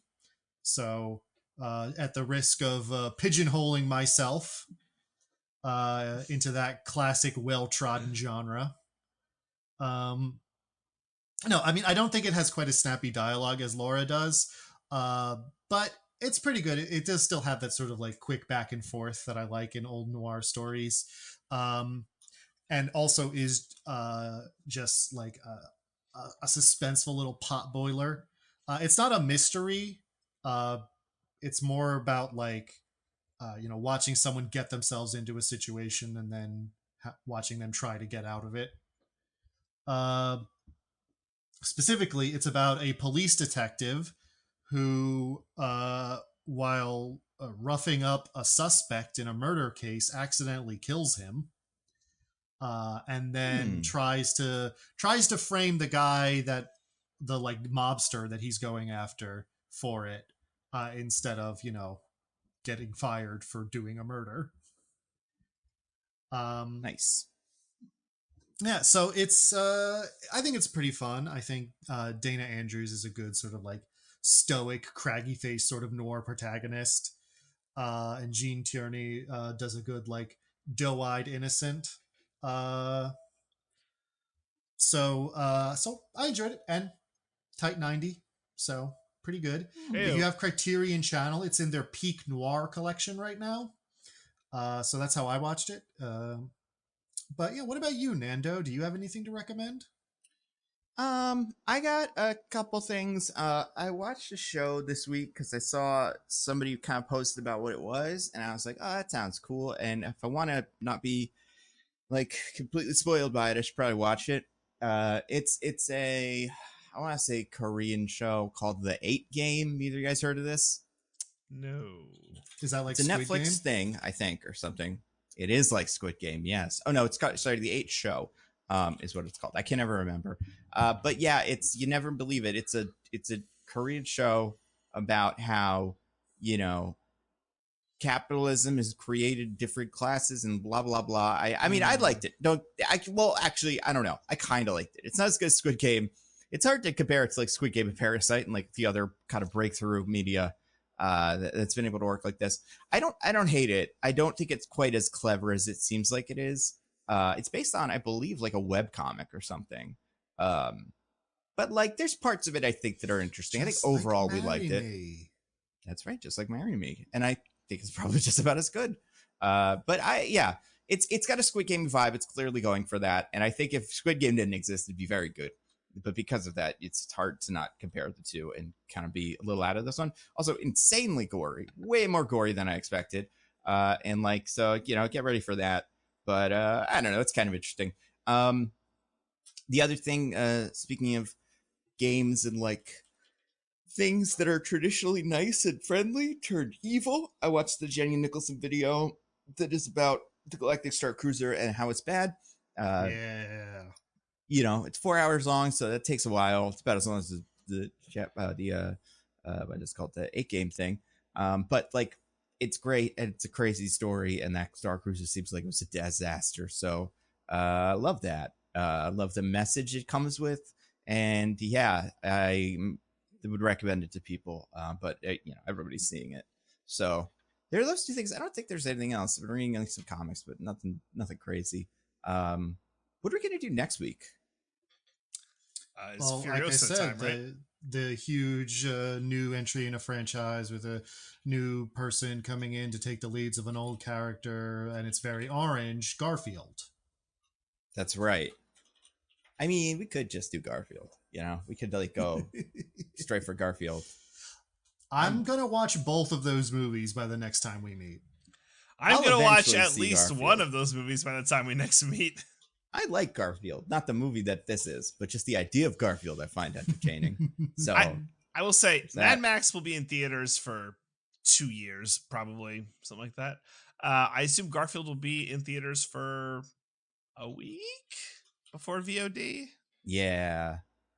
It's all up to us. If we see it and give them money, it'll stay around. But if we don't, if we withhold our money, they'll give it to us immediately. So it is wild how much they fold. The fact that Fall Guy is on VOD is crazy. Yeah. I don't think it was even doing that bad. It was like, it wasn't like blowing up, but it was doing decent.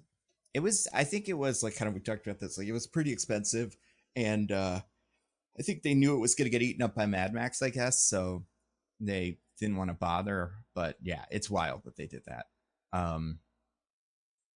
Yeah, it's that, like, that's there. Madam Web is on Netflix. Like, just why would you go see a movie in a theater like this unless you actually know you want to see it because it's going to be good? Like, at least the Madam, that's like 3 months after that came out. That's like a little fast, but it's not crazy. That was on VOD also like 2 weeks after the movie came out. It made it to Netflix pretty quickly, I think, for the pipeline usually. But yeah, I don't know. It's weird. But we're not Mad doing Max. We're definitely not doing If. Not doing If. I mean, listen, we may get some time, in the end of the year where we get kind of bored. Maybe 4 months later, like how we did with this movie. Yeah. Yeah, right. It would be funny, the imaginary, you do like, I'm not saying If next week, but like when If is VOD. Yeah. I mean, it might be kind of weird in a way that's fun, find out what they think. I mean, for next week, my votes would be, the movie I want to watch is Furiosa. The movie that would probably be funnier for the podcast is Garfield. Oh, God. It's true.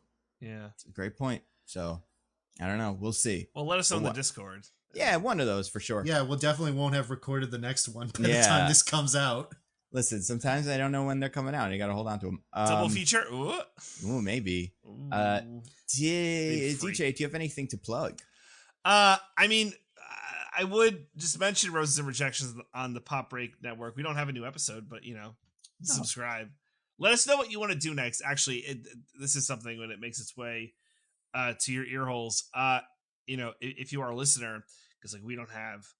I mean, you can find us on Twitter at Roses Rejections. You can let us know what you want to watch, but you can also pop in the Discord, the most nitpicking one, and say you guys should do this, and we're usually pretty receptive. Because I'm not really stoked about doing couple to thruple. I don't need that, but we'll see. Couple to thruple. Because you're scared. You're scared if you watch it, Michelle will be like, maybe we should try that. Yeah. You gotta. Well, that's not how she would say it. The rules are how you say it. Is you go, that's crazy. That's wild, though. I mean, can you even imagine? Yeah. And then you wait a week, and then when everything starts to cool down, you bring it up again. Yeah, and you say, who I also watched it, and then you throw their name in, and then boom, now you got the connection made. We were a couple, now we're a throuple. Nando's already got his plan for how he's going to do this. Yeah, it's on a cork board with lots of little red strings. It's very intricate. Like if the show rules, I'll let people know. But what about the Golden Bachelorette? When's that? Oh god, probably in the fall. So, okay. Yeah. And we don't have a new Bachelorette season till July. So we got like another month and a half for like filler content. So if they're doing a Golden Bachelorette where the premise is that the woman is some old crone, withered, elderly, impossible to be loved for her age, then she's what, 32? Yeah, probably. It's one of the women from the Golden Bachelor, right? I think. Have they announced it? Am yeah. I like... Oh yeah. We know who it is. Oh my god, really? This is what happens when I get simian flu. I know. I can't believe I know Golden Bachelorette stuff before you. I think it's one of the ones that gets rejected pretty quickly in Golden Bachelor. Her name is Joan something. Oh, Joan. Yeah, Joan actually had to self-eliminate because her daughter, daughter had a baby. There was a complication with the pregnancy. The baby was fine, but her daughter got like really sick afterwards. So she left the show to like go take care of her daughter. Interesting. That's great. How the fuck did I miss this? Oh, wow. Well, yeah, this will definitely be on the next episode. She was someone who Michelle and I were like, oh, she might win. It was a good thing she didn't win because they got divorced anyway. But Diggins, what? A Bachelor contestant marriage didn't last? Even the old people can't make it work. It is funny that you mentioned this. I don't know if this is related, but she was the youngest contestant on the show. She is 61 according to the thing. Yeah, she was the youngest one. So smart. So what do they have the guys be? Ooh, do you have the guys be all like young, hot 30-year-olds? Yeah, Milf Island. We're doing Milf Island again. Yeah.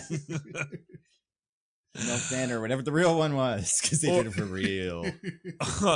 Or like decrepit men in their 90s. Yeah, I think that should be what it is. Octogenarians, just or mix, some youngs, some olds, and it could be like a competition, youngs versus olds. Oh god, the youngs would win. It would be really hard to keep the olds going. Briefly thinking you were saying an old-timey word for Irish people reminded me. Warning for where the sidewalk ends. Somebody does drop an F slur at one point. So watch out for that. And for the Golden Bachelorette, right? They do that in that too. She's just throwing them around. Yeah, it's like they're old. Got them. Yeah, exactly. It's a different time. You could smoke on a plane. Yep. She says in every episode. Throw around fuckwad. Yeah. Diggins, what about you? Do you have anything to plug? No. What about you, Nando? A couple things. I have videos that have been out, new Snap videos. What I'm doing now is I'm putting, because I've been able to do these ahead of time, that whenever the first snap goes up, like whenever the current character goes up, so Namora this week, for example, the next week's one is on Nebula a week early. So that's like Sasquatch is currently there. And then the Eternals will be there when they show up. And like, that's a new cycle. Those have been fun. Those characters like don't matter, but they're pretty wild. They have like they don't matter in terms of like, there's never going to be this Sasquatch making their way to the MCU. But it's a pretty crazy little story of what actually happened to this character in the comics. So I think they're entertaining. Besides that, I'm going to be on a podcast and it hasn't come out yet. Yeah, maybe we'll see if it makes the edit. But for now, I'm on this podcast, and there's also going to be on another podcast, but I don't know. It's the Movie Struck podcast. I don't know when it comes out, so it might be. I think it'll be between when this one is out and then our next one. It's the one where I talk about old. It's very fun. I'm very excited to listen back to that one, honestly. And then the other thing is I'm doing that Fortnite charity stream. A bunch of other comic YouTubers. So that's gonna be fun. Watch me bumble around Fortnite and die probably pretty quickly. What skin are you gonna use? You gonna be John Cena? You gonna be Batman? What are you thinking? I've been very cautious about skins. I had to ask a couple people, are there any skins that if I am, it's some weird thing? Apparently not. There's certain dances I probably shouldn't do, but I was looking at white supremacist dances in Fortnite. They're everywhere, and it's probably one of those things where it's like a really normal dance that everything likes that they ruin for everybody. Like it's like the number 88 apparently is part of their weird chain of things, and it's like, come on, that's just a number. Like sometimes that number just shows up in stuff, and it's like, all right, that's a bad one. Anyway, I used to know why that was. I can't remember right now. it's because it's H is it corresponds to H in the alphabet. Yeah, that's it. It's fascinating. But anyway, so I looked at the skins. The ones in the marketplace currently, there's a John Wick skin. There's a bunch of Marvel ones that I don't love. That's the only problem. Maybe Silver Surfer, maybe Thanos. Ninja Turtles had skins. Those were kind of cool. And there's a bunch of random ones from Fortnite, I guess, like Fortnite original guys. So I've been keeping an eye every day because that shop rotates weekly or daily to see if there's a good one that comes in, and then I will pick that. But I just might be the random normal person from Fortnite, like default Fortnite body. But it should be fun. I'm excited. It's Saturday this week, so probably might not be out, but maybe it will. At 3 p.m. I believe is when we're doing it, and I'm gonna be streaming it on the YouTube channel, so you'll probably see it there. So yeah, those are all the things. Next week, some movie. Who knows which one? One of those two, Garfield or Furiosa. Garfiosa, both of them. I don't know how they haven't done it yet. Yeah, I know. The marketing team dropped the ball. After Barbenheimer, we could have had Garfiosa. Garfiosa. Or Fury Arfield, also fun. You know, all those options are good. Sorry, so the casualness with which you said Fury Arfield was very funny. Fury Arfield, yeah. Yeah, so until then, I've been at Nando V Movies on Twitter. I'm at Zippy by Day. I'm at This Is an Odd Man. Goodbye, everybody. Goodbye. Woo. Bye.